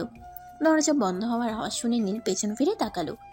সে নেহাকে দেখতে পেয়ে চিৎকার করতে যাবে, তখনই নেহা দৌড়ে এসে তার মুখ চেপে ধরলো আর বলল, যদি চিৎকার করেছো তাহলে খবর আছে। আমি সবাইকে বলে দেব তুমি আমাকে এই রুমে নিয়ে এসেছো আর আমার সঙ্গে খারাপ আচরণ করেছো।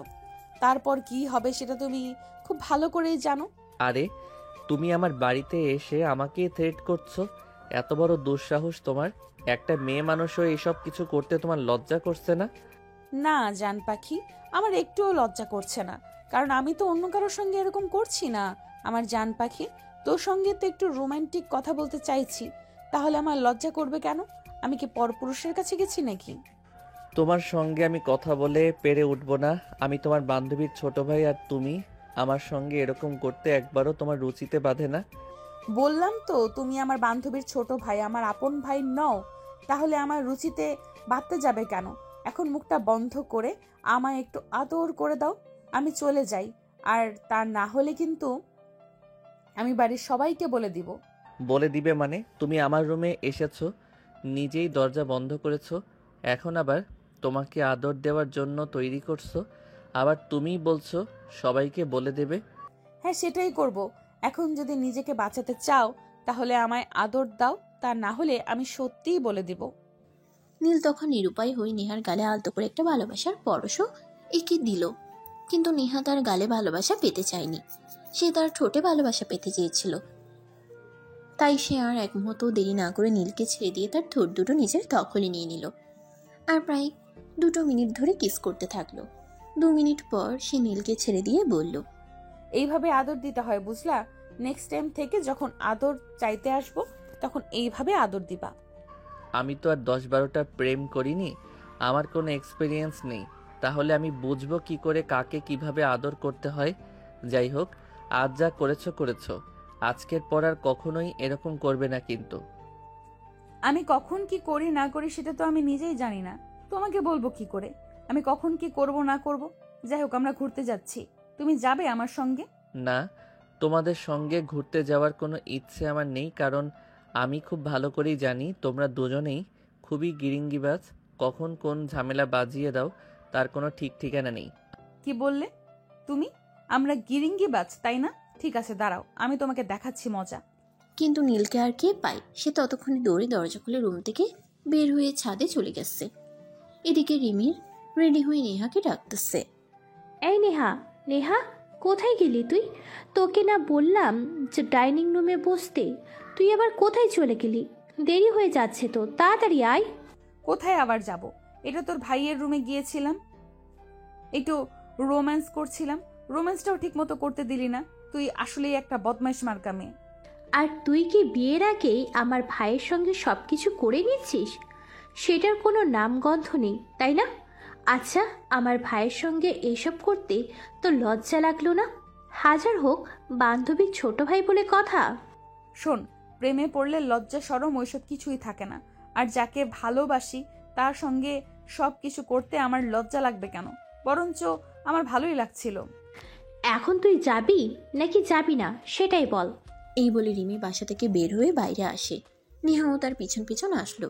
রিমি বাইরে এসে দেখলো নেহা আজ গাড়ি নিয়ে আসেনি, তাই রিমি নেহাকে বলল, কি ব্যাপার দোস্ত, তুই গাড়ি নিয়ে আসিসনি কেন? তাহলে আমরা যাব কিসে করে? গাড়ি নিয়ে আম্মু এক জায়গায় চলে গেছে, তাই গাড়ি নিয়ে আসতে পারিনি। আমি তো ভেবেছিলাম ওইদিকে একটা অটো পেয়ে যাব, তারপর অটোতে করে চলে যাব, কিন্তু পুরো রাস্তা হেঁটে হেঁটে এসেছি, কোথাও একটা অটোও দেখতে পাইনি।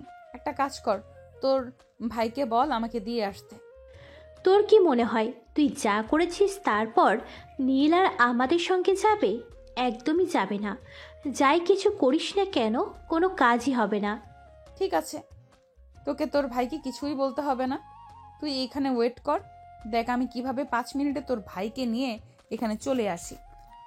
এই বলে নেহা আর এক মুহূর্ত দেরি না করে বাড়ির ভেতরে ঢুকে গেল। কিন্তু সে নীলকে কোথাও খুঁজে পেল না। তখনই হঠাৎ তার মনে পড়ল নীল হয়তো ছাদে গিয়েছে, তাই সে দৌড়ে ছাদে চলে গেল। ছাদে গিয়ে দেখতে পারল সত্যি সত্যি নীল সেখানে দাঁড়িয়ে আছে, কিন্তু চারপাশে কিছুটা ধোঁয়া উঠছে। ওটা কিসের ধোঁয়া সেটা দেখার জন্য নেহা এগিয়ে দেখতে পেল নীল সিগারেট টানছে। তখন এসে পিছন থেকে বলে উঠল, ও আচ্ছা এই ব্যাপার, আচ্ছা ঠিক আছে, তাহলে আমি আসতেই এটা আঙ্কেলের সঙ্গে বলে দিচ্ছি, তারপর কি হয় সেটা সামলে নিও। নেহার গলার আওয়াজ শুনতে পেয়ে নীল অনেকটা চমকে গিয়ে পিছন ফিরে তাকালো। সে নেহাকে দেখতে পেয়ে তোতলাতে তোতলাতে বলতে লাগলো, আপনি আপনি এখানে কখন আসলেন, আর এখানে কেন এসেছেন? এখানে না আসলে তো তোমার এই কর্মকাণ্ড দেখতে পেতাম না। সবেমাত্র ইন্টার প্রথম বর্ষে পড়াশোনা করছো আর এখনই সিগারেট খাও। এই বিষয়টা তো আঙ্কেলকে জানাতেই হবে, তা না হলে তো হচ্ছে না। চিন্তা করো না, আমি আমার ফোনে একটা ছোট্ট ভিডিও ক্লিপ করে রেখেছি। আঙ্কেলকে শুধু এটা দেখিয়ে দেব, তাহলেই হয়ে যাবে। আমাকে আর কষ্ট করে কিছুই বলতে হবে না। আই এম সরি আপু, আর কখনোই এরকম হবে না। কিন্তু আপনি দয়া করে আব্বুকে কিছু বলতে যাবেন না। আপনি তো খুব ভালো করেই জানেন আমি আব্বুকে প্রচণ্ড ভয় পাই।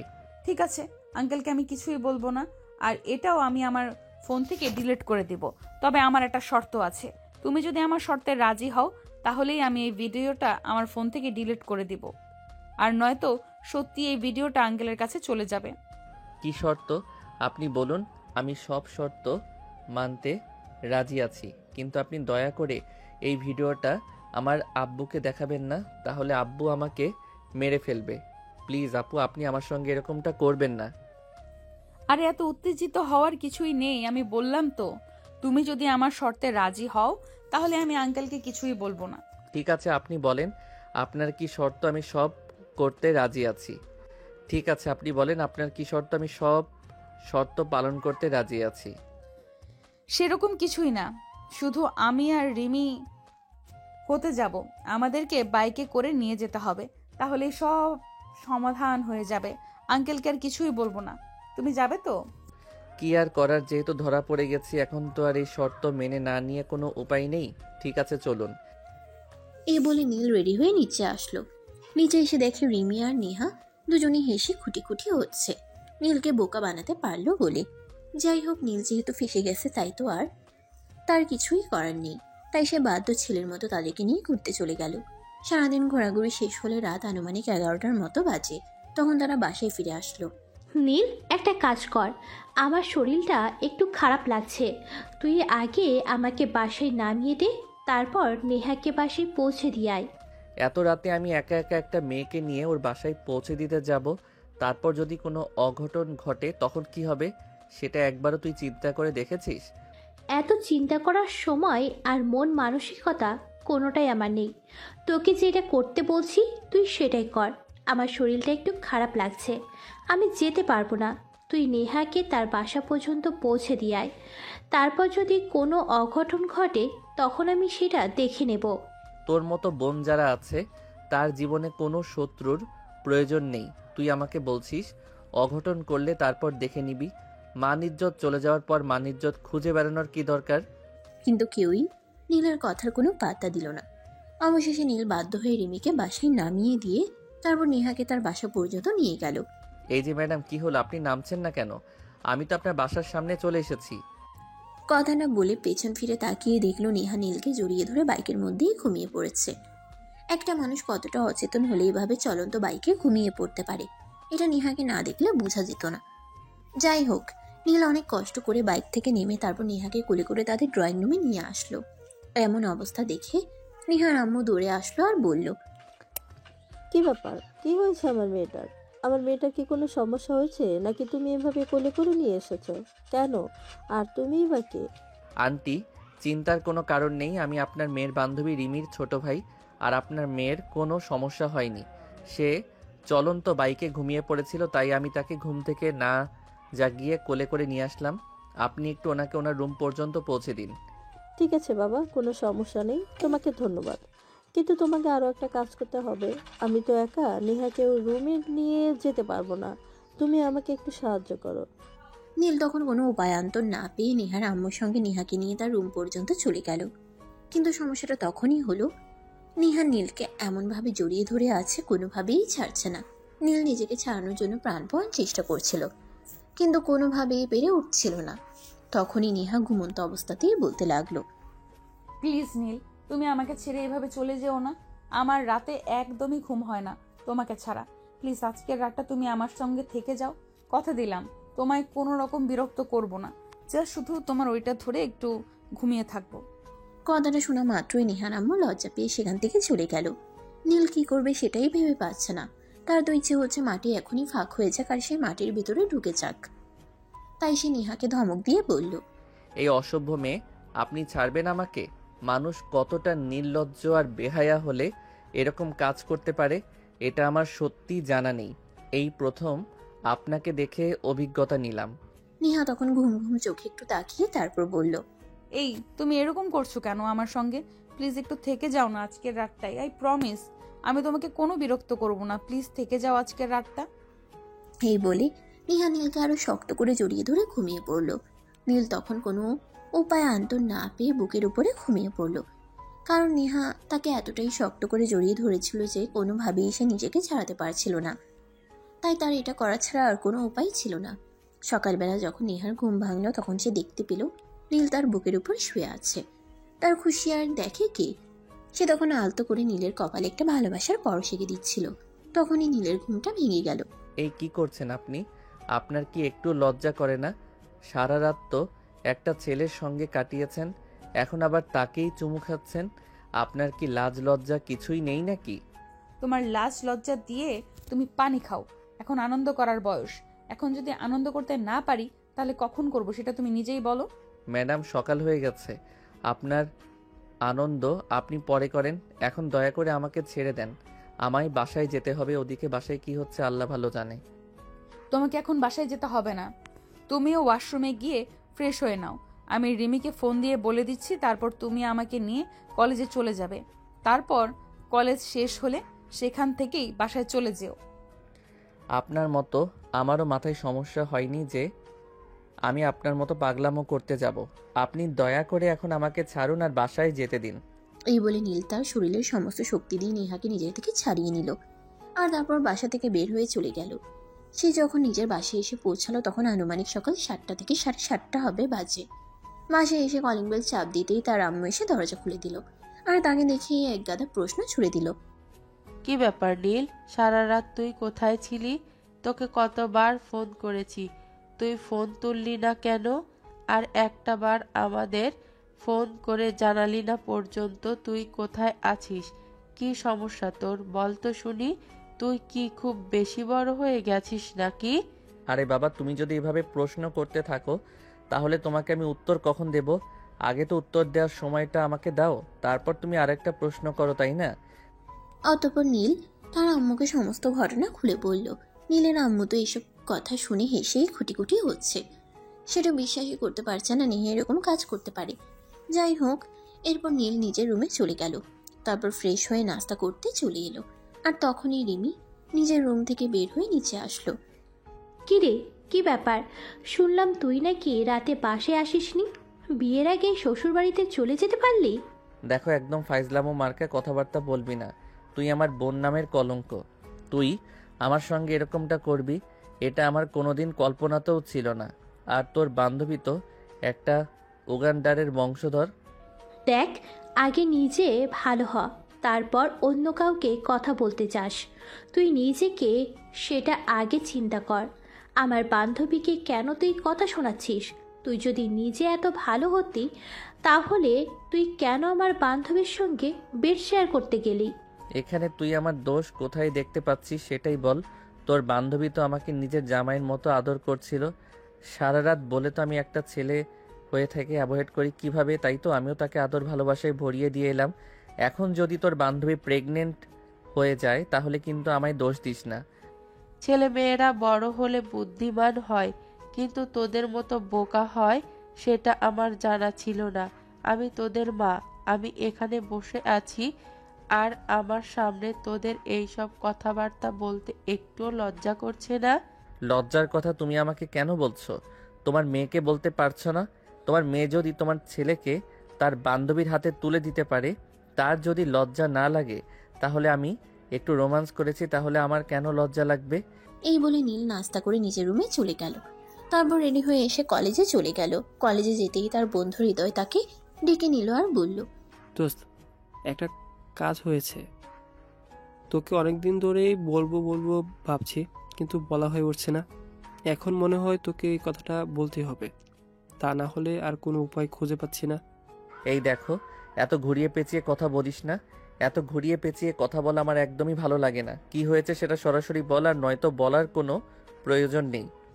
আরে দোস্ত, এভাবে কেন কথা বলছিস? তুই আগে আমার কথাটা শোন, তারপর তো কি বলবি বল। ঠিক আছে, এবার আর হিয়ালি না করে তাড়াতাড়ি বলে ফেল, শুনি তুই কি বলতে চাস আর কি হয়েছে তোর।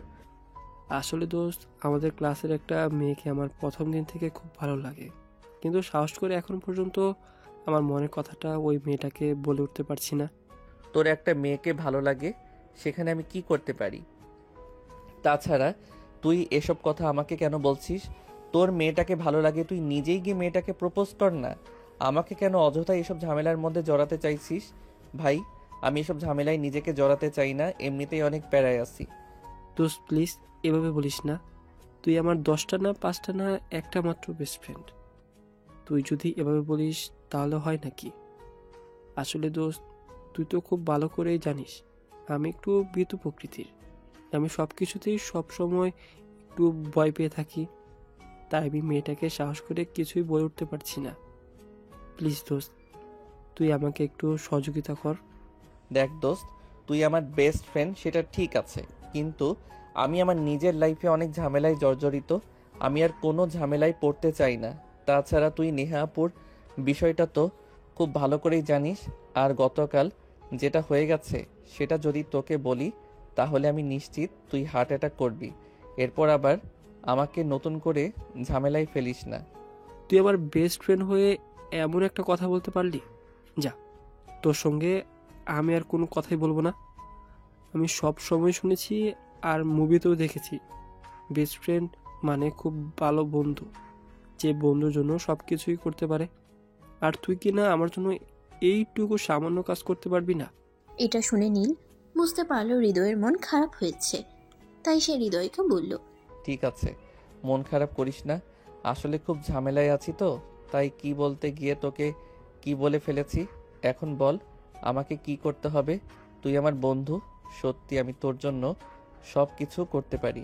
আমার জন্য তোকে বেশি কিছু করতে হবে না দোস্ত। তুই শুধু আমার ভালোবাসার মানুষটাকে আমার লেখা একটা চিঠি পৌঁছে দিবি, তারপর সে কি উত্তর দেয় সেটা আমাকে জানাবি, তাহলেই হয়ে যাবে। ঠিক আছে দোস্ত, কোনো সমস্যা নেই, আমি এক্ষুনি তোকে সেটাই করে দিচ্ছি। তবে কোন মেয়েটা সেটা তো আগে আমাকে বল, তা না হলে আমি তোর চিঠি কার কাছে পৌঁছাবো? আমি তোকে বলছি, ওই মেয়েটা এখন ওই যে ক্যাম্পাসের বটগাছ দেখছিস, ওর ঠিক অপোজিটে বসে আছে। তুই ওখানে গেলেই মেয়েটাকে দেখতে পাবি। তুই শুধু বলবি এটা আমি দিয়েছি, তাহলেই হবে। তোকে আর কিছুই করতে হবে না। ও শুধু এটুকুই? ঠিক আছে, কোনো ব্যাপার না, তুই অপেক্ষা কর, আমি এক্ষুনি দিয়ে আসছি। এই বলে নীল সেখানে চলে গেল আর তারপর রিয়ার কাছে ওই চিঠিটা পৌঁছে দিল। রিয়া চিঠিটা পেয়েই তাকে বলতে লাগলো, আমি জানতাম নীল তুই আমায় ভালোবাসিস, কিন্তু আমিও তোকে অনেক ভালোবাসি।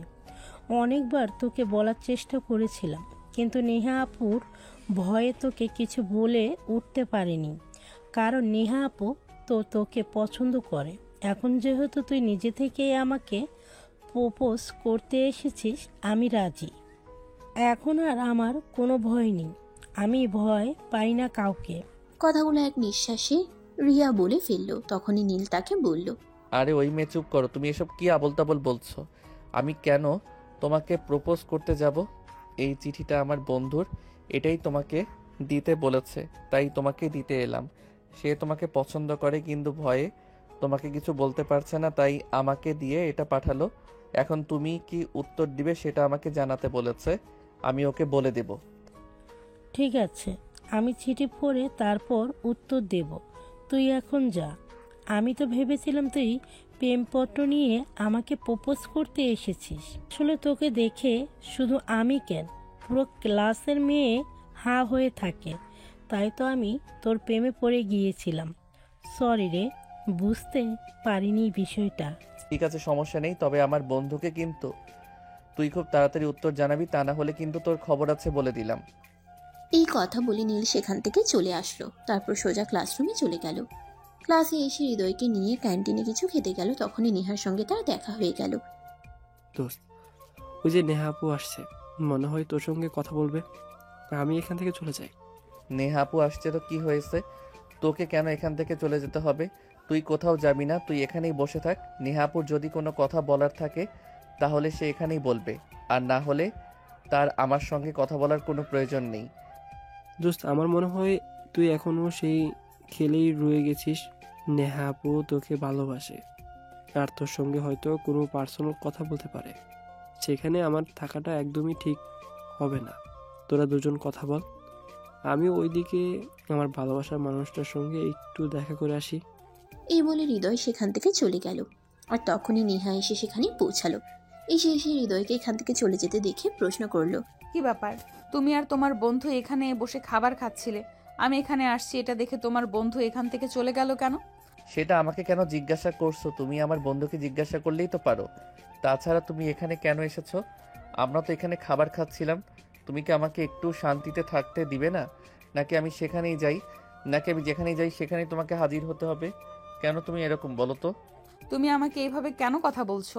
আমি তোমাকে না দেখে থাকতে পারি না, তাই তুমি যেখানেই যাও আমি সেখানেই চলে আসি। তোমাকে না দেখলে আমার ভালোই লাগে না, তাই। আমার মতে কি এমন আছে যেটা তুমি দেখলে থাকতে পারো না? বলো তো শুনি। তুমি কেন আমার সঙ্গে এভাবে পিছনে পড়েছো? তোমাকে তো বললাম তোমার সঙ্গে রিলেশন কন্টিনিউ করা আমার পক্ষে সম্ভব নয়, কারণ তুমি আমার সাথে বয়সে বড় একটা মেয়ে। আমারও মান সম্মান বলতে কিছু একটা আছে। আমি আমার বন্ধুদের সামনে হাসির পাত্র হতে চাই না। আমি ভালোবাসি তোমায়, সেখানে তুমি কেন হাসির পাত্র হতে যাবে? ভালোবাসা একটা পবিত্র জিনিস, এটাকে সম্মান করতে জানতে হয়। ভালোবাসাকে কখনো অবহেলা করতে নেই। যেখানে আমি তোমার ভালোবাসা অ্যাকসেপ্টই করলাম না, সেখানে আবার অবহেলা আসছে কোথা থেকে? শোনা, একটা কথা তোমায় বলছি, তুমি আমার চাইতে বয়সে বড়, জ্ঞান বুদ্ধি আল্লাহ তাআলা আমার চাইতে মোটামুটি ভালোই দিয়েছে। কিন্তু তুমি এমন বোকার মতো কাজ কেন করো বলো তো? তুমি তো দেখতে মাশাআল্লাহ অনেক সুন্দরী, চাইলে যে কোনো বড়লোক বাবার ছেলেকে বিয়ে করতে পারবে। কিন্তু আমার দিকটা বিবেচনা করে দেখো, আমরা মধ্যবিত্ত ফ্যামিলির সন্তান, আমাদেরকে অনেক কিছু চিন্তা করতে হয়। এরপর নীল আরো কিছু বলতে চাইছিল, কিন্তু নেহা তাকে কথার মাঝখানেই থামিয়ে দিল আর বলতে লাগলো, হয়েছে হয়েছে, এবার বন্ধ করো, আর কিছুই বলতে হবে না। আমি জানি এরপর তুমি কি বলবে। তোমাদের বন্ধুদের মধ্যে কি ভালোবাসা নেই? তোমার বন্ধুরা কি কাউকে ভালোবাসে না? তোমার বন্ধুরা কি সারা জীবন মিঙ্গেল থেকে যাবে, কোনো মেয়েকে বিয়ে করবে না? তাহলে তুমি কেন আমায় ভালোবাসতে পারবে না? কি সমস্যা বলো আমাকে শুনি। সমস্যা একটাই, আমার বন্ধুরা তাদের সমবয়সী কিংবা তাদের চাইতে বয়সে ছোট কোনো মেয়েকে বিয়ে করবে, আর আমি কেন আমার চাইতে বয়সে বড় একটা মেয়েকে বিয়ে করতে যাব? এরপর নেহাকে আর কোনো কথা বলার সুযোগ না দিয়ে সেখান থেকে নিয়ে চলে গেল। আর এদিকে নেহা সেখানেই বসেছিল, তখনই রিমি এসে সেখানে উপস্থিত হলো। কি ব্যাপার দোস্ত, কি হয়েছে? তুই এখানে মন খারাপ করে বসে আছিস কেন? আমি সারা ক্যাম্পাসে তোকে খুঁজে এলাম, কিন্তু কোথাও তোকে খুঁজে পেলাম না। তখনই হঠাৎ মনে পড়ল তুই হয়তো ক্যান্টিনে আসছিস, তাই এখানে চলে আসলাম। কিন্তু আমি আসার পরে দেখলাম নীল ক্যান্টিন থেকে বের হয়ে গেল। আর কি তোর কি নীলের সঙ্গে দেখা হয়েছিল নাকি? হ্যাঁ হয়েছিল, আর তার সঙ্গে কথা হয়েছে। আচ্ছা দোস্ত, তুই আমাকে একটা কথা বলতো, কাউকে ভালোবাসা কি পাপ? ভালোবাসা পাপ হতে যাবে কেন? আমরা সবাই জানি ভালোবাসা একটা পবিত্র জিনিস। ভালোবাসা মূল্যবান একটা সম্পদ, যেটা অনেক যত্ন করে আগলে রাখতে হয়। তাহলে তোর ভাই কেন আমার ভালোবাসার মূল্য দিচ্ছে না? আমি তো তোর ভাইকে ভালোবাসি, তাহলে কেন তোর ভাই আমার ভালোবাসায় সায় দিচ্ছে না? ভালোবাসা যদি অপরাধ না হয়, তাহলে আমি কেন তাকে ভালোবেসে কষ্ট পাচ্ছি? আমি তো তাকে ভালোবাসি, সে কেন এটা বুঝতে পারছে না? ভালোবাসা পাপ নয়, কিন্তু তুই যেটা করেছিস সেটা ঠিক নয় নীল। তোর চাইতে বয়সে ছোট আর একটা সমাজ কোনোদিনও মেনে নেবে না, আর আমার ফ্যামিলি মেনে নেবে কি না আমি সেটাও জানি না। এখন এসব কথা চিন্তা করে হয়তো নীল বারবার তোকে রিজেক্ট করে চলেছে। তাছাড়া আমি এখনো পর্যন্ত তার মধ্যে তোর জন্য ভালোবাসার ছিটে ফোটা পর্যন্ত দেখিনি। তাহলে কি করে বলবো যে তুই পরিশ্রম করতে থাক, একদিন সাফল্যের মুখ দেখবি? হ্যাঁ, এটা একদম তুই ঠিক কথাই বলেছিস। তোর ভাইয়ের সঙ্গে তোর ভাইয়ের মাঝে আমার জন্য কোনো ভালোবাসা নেই, এটা আমিও দেখতে পাইনি। যদি তোর ভাইয়ের মাঝে আমার জন্য ভালোবাসা থাকতো, তাহলে হয়তো সে এতদিনে আমার প্রতি দুর্বল হয়ে যেত আর আমাকে ভালোবাসতো। এই বলে নেহা চোখের দুফোঁটা জল ছেড়ে দিয়ে সেখান থেকে উঠে চলে গেল। এদিকে সেদিন কলেজ ছুটির পর নেহা গাড়িতে করে বাসায় চলে গেল। আর এদিকে ইউনিভার্সিটির গেটের সামনে দাঁড়িয়ে রিমির জন্য অপেক্ষা করছিল। আর কিছুক্ষণ পর রিমি সেখানে আসলো। কি ব্যাপার, প্রতিদিন তো নেহা কলেজ থেকে বের হয়ে তোর সঙ্গে দাঁড়ায়, 10-15 মিনিট কথা বলে কিন্তু আজ তোর সঙ্গে কথা বলে নাই, চলে গেল কেন? সেটা আমি কি করে বলবো? সে কি আমার বিয়ে করা বউ নাকি? তার সমস্ত খবর আমি জানি। সে তোর বান্ধবী, তার খবর তো রাখার কথা। তুই তা না করে আমাকে কেন প্রশ্ন করছিস বলতো শুনি? যাই হোক, বাদ দে। তার যা ইচ্ছে আসে তাই করুক। এরকম পাগলামো কাণ্ড কেউ করে কি না এটা আমার সত্যিই জানা ছিল না। আমি আমার বান্ধবীকে দিয়ে লাইফে প্রথম এক্সপিরিয়েশন করলাম যে বান্ধবীর ছোট ভাইকে ভালোবাসার কথা বলা যায়। এইটা আমার বান্ধবীকে না দেখলে সত্যিই জানা হতো না। যাই হোক, এখন বাসায় চল, আমার ভালো লাগছে না। এই বলে নীল আর রিমি দুজনের বাসায় চলে আসলো। আর এদিকে দেখতে দেখতে আরো প্রায় মাসখানেক সময় হয়ে গেল। রিমির বিয়ের সম্বন্ধ দেখা হচ্ছে বাসা থেকে, অনেকগুলো পাত্রপক্ষ দেখা হয়ে গেছে, কিন্তু কাউকে রিমির পছন্দ হচ্ছে না। আজ আবার পাত্রপক্ষ রিমিকে দেখতে আসবে, আর যদি পছন্দ হয় তাহলেই এঙ্গেজমেন্ট। সেজন্যই বাড়িতে সকাল থেকে আয়োজন শুরু হয়ে গেছে। নীলের আম্মু সকাল থেকে রান্না ঘরে কাজ করছেন, অনেক রকমের রান্না বান্না করছেন, আর সেই সঙ্গে নানা জাতের পিঠা। সকালবেলা ঘুম থেকে উঠে সেই মুখরোচক পিঠার সুগন্ধে নীল সোজা রান্নাঘরে চলে আসলো আর তার আম্মুকে বলল, আম্মু, আমার মনে হয় অনেকদিন পর আমাদের বাড়িতে পিঠা বানানো হচ্ছে। পিঠার সুগন্ধ আমার রুম থেকে পাওয়া যাচ্ছে, তাই তো চলে আসলাম। আমাকে তাড়াতাড়ি একটু খেতে দাও। এটা কোন ধরনের কথা বাবা? আমি সেটাই বুঝতে পারছি না। আজ বাড়িতে মেহমান আসবে, তাই মেহমানদের জন্য পিঠা বানানো হচ্ছে, আর সেখানে তুমি কিনা বলছো আগে তোমাকে পিঠা খেতে দিতে। এই নিয়ে তো 4 বার পাত্রপক্ষ বিদায় হলো। এই মুহূর্তেও তোমার মেয়ের বিয়ে হবে কিনা সেটা তো কোনো নিশ্চয়তা নেই, তাই আমি না খেয়ে থাকতে পারবো না। তাই প্লিজ তাড়াতাড়ি আমাকে খেতে দাও, তারপর তোমার মেয়ের বিয়ে হলে হবে, না হলে নাই। নিজে তো সিনিয়র মেয়েদের আদর নিচ্ছিস, আবার আমার বিয়েতে বাধা দিচ্ছিস কেন? আমারও তো ইচ্ছে করে জামাই নিয়ে একটু রোম্যান্স করতে। কেন রে, আমার সুখের কথা শুনলে তোর কি হিংসা হয় নাকি? তোর বান্ধবীটার যেমন মাথায় সমস্যা ঠিক তেমনি তোর মাথায় সমস্যা আছে, তা না হলে এরকম কথা কেউ নিজের ভাইকে বলতে পারে? ধুর, ওদের যা ইচ্ছে তোরা তাই কর, আমি তোদেরকে কিছুই বলবো না। শুধুমাত্র একটু পিঠা খেতে এসেছিলাম, আর আমাকে এতগুলো কথা শুনিয়ে দিলে ঠিক আছে, আমি আর পিঠাই খাবো না। এই নিয়ে সব রেখে চলে গেলাম। আমি কিন্তু সারাদিন বাসায় ফিরবো না, আমায় খুঁজতে যাস না যেন। তুই তাহলে এখনো এখানে দাঁড়িয়ে আছিস কেন? তাড়াতাড়ি যা, আমি দরজাটা লাগিয়ে দিয়ে আসি। তা না হলে আবার পাড়ার সবাই পিঠের ঘ্রাণ পেয়ে যাবে, আর সবাই ছুটে চলে আসবে। তখন আর কেউ এটা বুঝতে চাইবে না যে এগুলো আমার শ্বশুরবাড়ির মানুষের জন্য তৈরি করা হয়েছে। কিন্তু নীল কি আর সেসব কথা শুনে? সে একটু খাদ্যপ্রেমিক মানুষ, তাই সে রিমির কথাগুলো কানে না তুলে সেখান থেকে বেশ কয়েকটা পিঠে একটা প্লেটে তুলে নিল, আর তারপর সেগুলো নিয়ে নিজের রুমে চলে গেল।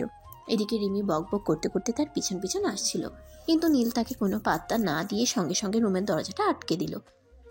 এদিকে রিমি দরজার বাইরে দাঁড়িয়ে চিৎকার করছে, একে তো পিঠেগুলো নিয়ে চলে এসেছিস, এখন আবার দরজা বন্ধ করেছিস কেন? তুই যদি আমার খাবারে নজর দিতে না পারিস, তাই তো আমি রুমের দরজাটা বন্ধ করে দিয়েছি।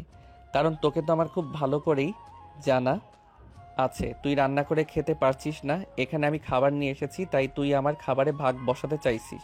আমি কি তোর মতো পেটুক নাকি যে অন্যের খাবারে চোখ বসাতে যাব? আমি একদমই সেরকম নয়। আমি তোকে নেহার ব্যাপারে কিছু কথা বলতে চাই, তাই এসেছি। দরজাটা খোল। এখন আমি খাবার খাচ্ছি, এখন তুই আমাকে কোনো বিরক্ত করিস না। এখন আমি তোর সঙ্গে কোনো কথা বলবো না, আর তোর ওই মাথা খারাপ বান্ধবীর সম্পর্কে আমি কোনো কথা শুনতে চাই না। এরপর রিমি আরও বেশ কিছুক্ষণ দরজার সামনে দাঁড়িয়ে রইল, কিন্তু সেখানে দাঁড়িয়ে থেকে কোনো কাজ হলো না। নীল আর দরজা খুলল না। বেশ কিছুক্ষণ দাঁড়িয়ে থাকার পরও যখন নীল দরজা খুলছে না, তখন রিমি নিরুপায় হয়ে এখান থেকে চলে গেল। রিমিকে তার আম্মু সাজুগুজু করতে বলেছে, আর ততক্ষণে নেহা রিমিদের বাড়িতে চলে এসেছে। রে, কি ব্যাপার দোস্ত? তাহলে অবশেষে তুই বিয়েটা করেই নিচ্ছিস? তো কি করব, তোর মতো তো আর বান্ধবীর ভাইয়ের সঙ্গে প্রেম করতে পারলাম না, তাহলে কেন শুধু শুধু সিঙ্গেল থাকতে যাব? এতটা বয়স হলো এখনো পর্যন্ত একটা বয়ফ্রেন্ড জোটাতে পারলাম না, আর তোর পিছনে সারা কলেজের ছেলেরা লাইন মারে। তাহলে কি আর এখন হবে? এরকম কোনো উপায় আছে? এমনভাবে তুই আমাকে কথাগুলো শোনাচ্ছিস যেন আমি সারা কলেজের ছেলেকে নিজের হাতে নিয়ে রেখেছি। তোর প্রেম করার মতো একটা ছেলেকেও ছেড়ে দেইনি। হয়েছে হয়েছে, এখন আর কথা না বাড়িয়ে তাড়াতাড়ি আমাকে রেডি করিয়ে দে। ওদিকে ছেলেপক্ষ চলে আসবে, তাড়াতাড়ি রেডি করিয়ে দে আমাকে। হ্যাঁ তাই চল, তোর তো দেখছি বিয়ে করার খুব শখ। আচ্ছা ঠিক আছে, তুই আগে বিয়েটা কর, তারপর তোর থেকে অভিজ্ঞতা নিয়ে আমি বিয়ের চিন্তা ভাবনা করব। আসলে আমারও খুব কষ্ট হয় একা একা থাকতে। থাকছিস কেন? একা একা আমাদের বাসায় চলে আসলেই তো পারিস। তারপর তো আমার ভাইকে নিয়ে থাকতে পারিস। তখন তো আর তোকে একা একা থাকতে হয় না, আর কোনো কষ্টও করতে হয় না। তাছাড়া একটা কাজ কর, আজ যখন শ্বশুরবাড়ি চলে এসেছিস একেবারে পার্মানেন্টলি থেকে যা। তাই তো করতাম, কিন্তু এখনো তোর ভাইয়ের পক্ষ থেকে কোনো সাড়া শব্দ পেলাম না। জোর করে কারোর উপর কোনো কিছু চাপিয়ে দেওয়াটা কি ঠিক হবে? আসলে ভালোবাসার মতো ব্যাপারগুলো খুবই সেনসিটিভ, এতে দুই পক্ষের মত থাকা যায়। কিন্তু তোর ভাইয়ের পক্ষ থেকে তো কোনো সাড়া পাচ্ছি না এখনো। আচ্ছা, এখন আগে তুই আগে আমাকে রেডি করে দে, তারপর তোদের বিষয়টা ভেবে দেখি। চিন্তা করিস না, আমি আব্বুর সঙ্গে তোদের ব্যাপারে বলে দেখব। এই বলে রিমি একটা শয়তানি মার্কা হাসি দিল। আর এদিকে নেহার সুন্দর করে সাজিয়ে দিচ্ছিল। তখনই হঠাৎ নীল রুমে দরজা খুলে রিমির রুমে আসছিল। এরে বাড়িতে দেখা যাচ্ছে শাকচুনি দুইটা এক রুমে। তাড়াতাড়ি কর, বিয়ে করে আমাকে উদ্ধার কর, তাড়াতাড়ি বাড়িটা খালি কর। চিন্তা করিস না, আমি চলে গেলে এই বাড়িটা খালি হয়ে যাবে। আমি চলে গেলে আমি কিন্তু আমার পরবর্তীতে আরও একজনকে তোর জন্য এনে রেখে তারপর যাব। কাকে? তোর এই বান্ধবীকে একটা কথা শুনে রাখ, আমি যদি মরেও যাই তারপরেও না তোর এই শাকচুনি মার্কা বান্ধবীকে বিয়ে করব না। এই বলে নীল একটা শয়তানি মার্কা হাসি দিয়ে সেখান থেকে চলে গেল। আর এদিকে নেহা রিমিকে সাজানোতে মনোযোগ দিল। কিছুক্ষণ পরেই রিমির শ্বশুরবাড়ি থেকে লোকজন চলে আসলো। তারপর রিমিকে পাত্রপক্ষ সামনে নিয়ে যাওয়া হলো। পাত্রপক্ষ রিমিকে দেখে পছন্দ করে নিল এবং বিয়ের কথা ফাইনাল করে নিল। এদিকে নীল তখন নিজের রুমে বসে আপন মনে সিগারেট খাচ্ছিল। আর তখনই নেহা সেখানে এসে উপস্থিত হয়। নেহাকে দেখিয়ে নীল কোনো রকমের সিগারেটটা বাইরে ফেলে দেয়। আর তখনই নেহা নীলকে বলে, ফেলে দিলে কেন, সমস্যা নেই, আমি আজ কাউকে কিছুই বলবো না। এটা তোমার রুম, আর পুরো বাড়িটাই তোমার। এখানে তোমার যা ইচ্ছে তুমি তাই করতে পারো, সেখানে আমার কোনো বাধা নেই। তো তুমি কেন এসেছো এখানে? ওদিকে তো সবাই নিচে আছে, তাহলে তুমি আমার রুমে এসেছো কেন? তোমাকে কিছু কথা বলতে চাই, সেগুলো বলতে এখানে এসেছি। এখন যদি তুমি আমাকে অনুমতি দাও তাহলেই তোমাকে বলতে পারি। তুমি আবার আমাকে কি কথা বলতে চাও তাড়াতাড়ি বলে ফেলো, আর তারপর এখান থেকে কেটে পড়ো। আমি আবার তোমার সঙ্গে বেশিক্ষণ এক রুমে থাকতে চাই না, কারণ বাড়ির মানুষ দেখে ফেললে এটা নিয়ে হাজারটা কথা শোনাবে। তাছাড়া তুমি জানো অলরেডি তোমাকে নিয়ে আমাদের বাড়িতে গবেষণা শুরু হয়ে গেছে। হ্যাঁ, সেটা আমি খুব ভালো করেই জানি, তাই তো আমি তোমার সঙ্গে কথা বলতে এসেছি।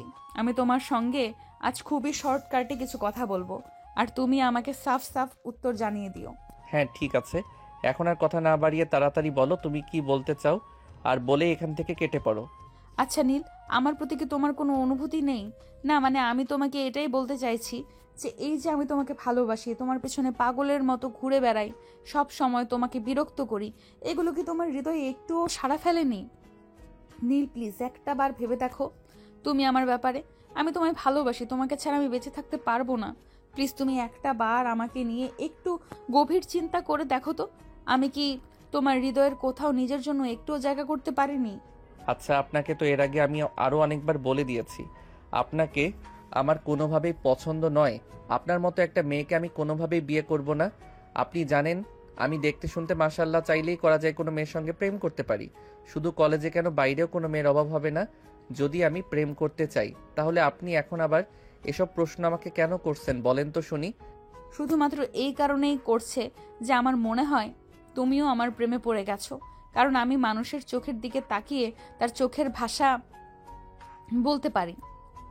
আমি তোমার চোখে আমার কোনো ভালোবাসা দেখতে না পেলেও তোমার চোখে আমার জন্য কোনো ঘৃণা দেখতে পাই না। তুমি প্লিজ একটা বার দুইটা চোখ বন্ধ করে চিন্তা করে তারপর বলো তুমি আমাকে ভালোবাসো কিনা। পারবো না আমি আপনার জন্য কোনো চিন্তা করতে। আপনি আমার কে হন যে যার জন্য আমি চিন্তা করতে যাব?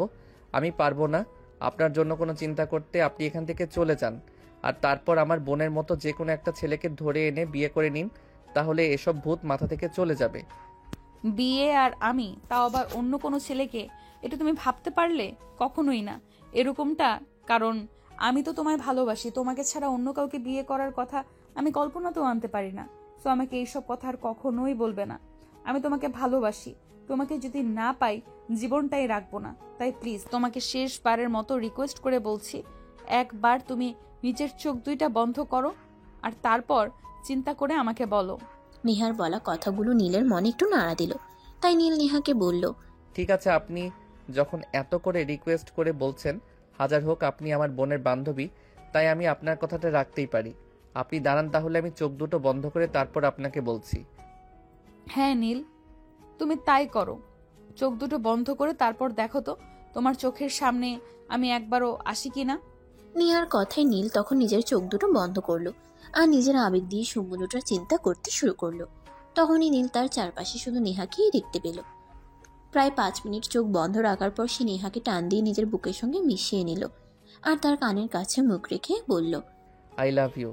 আমিও তোমায় ভালোবাসি, কারণ আমি আমার চারপাশে শুধু তোমাকেই দেখতে পাই।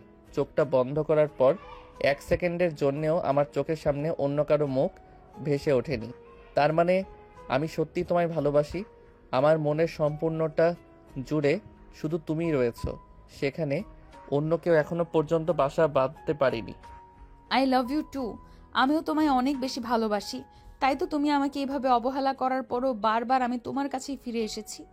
কারণ আমি জানতাম তোমার মনের মণিকোঠায় আমার জন্য একটু হলেও জায়গা আছে, যেখানে আমার জন্য ভালোবাসা রয়েছে। তাহলে সিনিয়র বউ, নিচে চলো, সবাইকে গিয়ে আমাদের ভালোবাসার কথাটা জানিয়ে দেই। তারপর পরিবারের সম্মতি নিয়ে বিয়ের কাজটা সেরে ফেলি। আসলে ভালোবাসার মানুষ ছাড়া বেশি দিন থাকা যায় না। হ্যাঁ, আমি তো তোমাকে সেটাই বলতে এসেছিলাম। আসলে রাতে একা একা ভালো ঘুম হয় না। পাশে কেউ ঘুমালে কিংবা কাউকে জড়িয়ে ধরে ঘুমালে ঘুমটা ভালো হতো। তাই তো আমি তোমাকে নিজের করে পেতে চাই। এই বলে নীল আর নেহা দুজন এই রুম থেকে বের হয়ে নিচে চলে গেল। অপরদিকে রিমির শ্বশুরবাড়ির লোকজন ততক্ষণে সমস্ত কথাবার্তা শেষ করে চলে গেছে। তখনই রিমির আম্মু রিমিকে জিজ্ঞাসা করলো, কি ব্যাপার, নেহাকে কোথাও দেখতে পাচ্ছি না কেন? সেই কখন থেকে আমি নেহাকে খুঁজতেছি, কিন্তু কোথাও নেহাকে খুঁজে পাচ্ছি না। হয়তো তোমার ছেলের ঘরে আছে, আর যাবে কোথায়?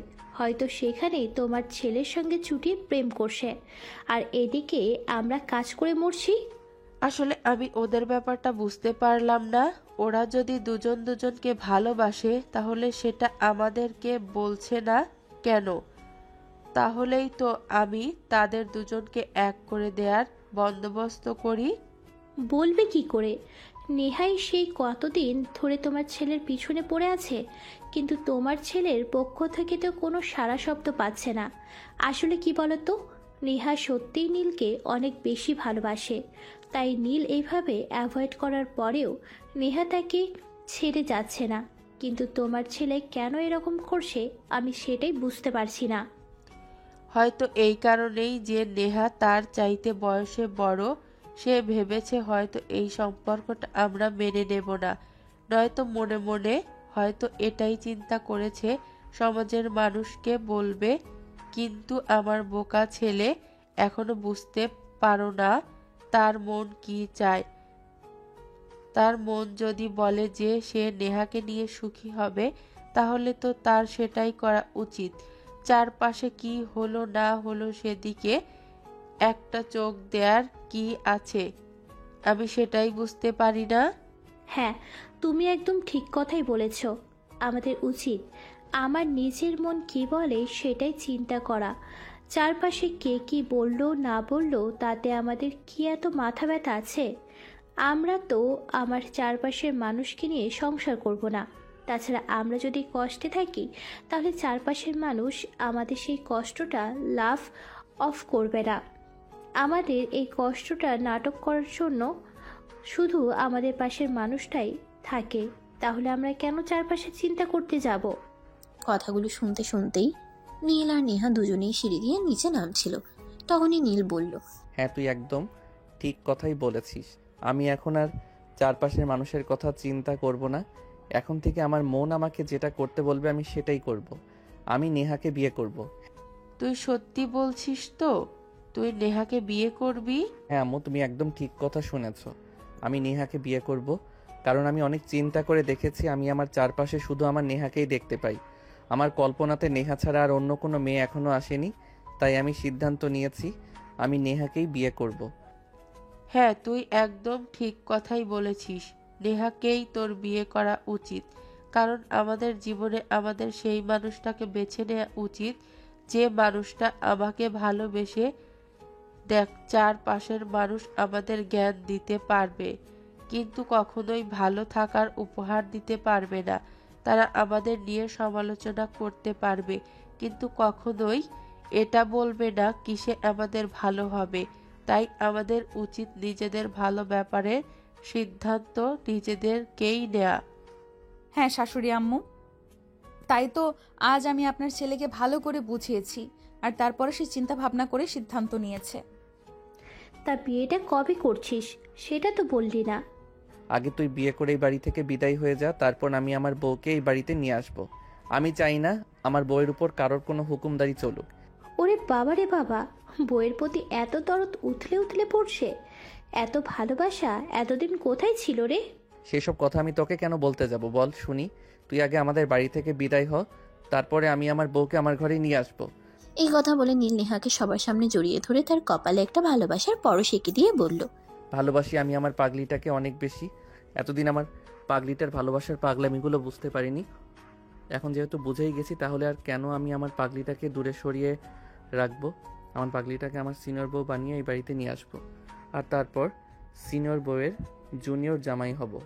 নেহা তখন অনেকটা লজ্জা পেয়ে গেল আর নীলের বুকে নিজের মুখটা লুকিয়ে নিল। আসলে নীল সবার সামনেই তাকে এভাবে জড়িয়ে ধরবে এটা সে কল্পনাই করেনি, তাই তো একটু বেশিই লজ্জা পেয়ে গেছে। তবুও নীল তখনও নেহাকে জড়িয়ে ধরে আছে, আর নেহা তখন নীলের বুকের মধ্যে সমস্ত সুখ খুঁজে নিয়েছে। এভাবেই শুরু হলো দুষ্টু মিষ্টি একটা প্রেমের গল্প। তো ভিউয়ার্স, আমাদের আজকের গল্পটা এই পর্যন্তই ছিল। গল্পটা আপনাদের কাছে কেমন লেগেছে অবশ্যই কমেন্ট করে জানাবেন। সবার জন্য অনেক অনেক শুভকামনা রইল। সবাই ভালো থাকবেন, সুস্থ থাকবেন। আল্লাহ হাফেজ।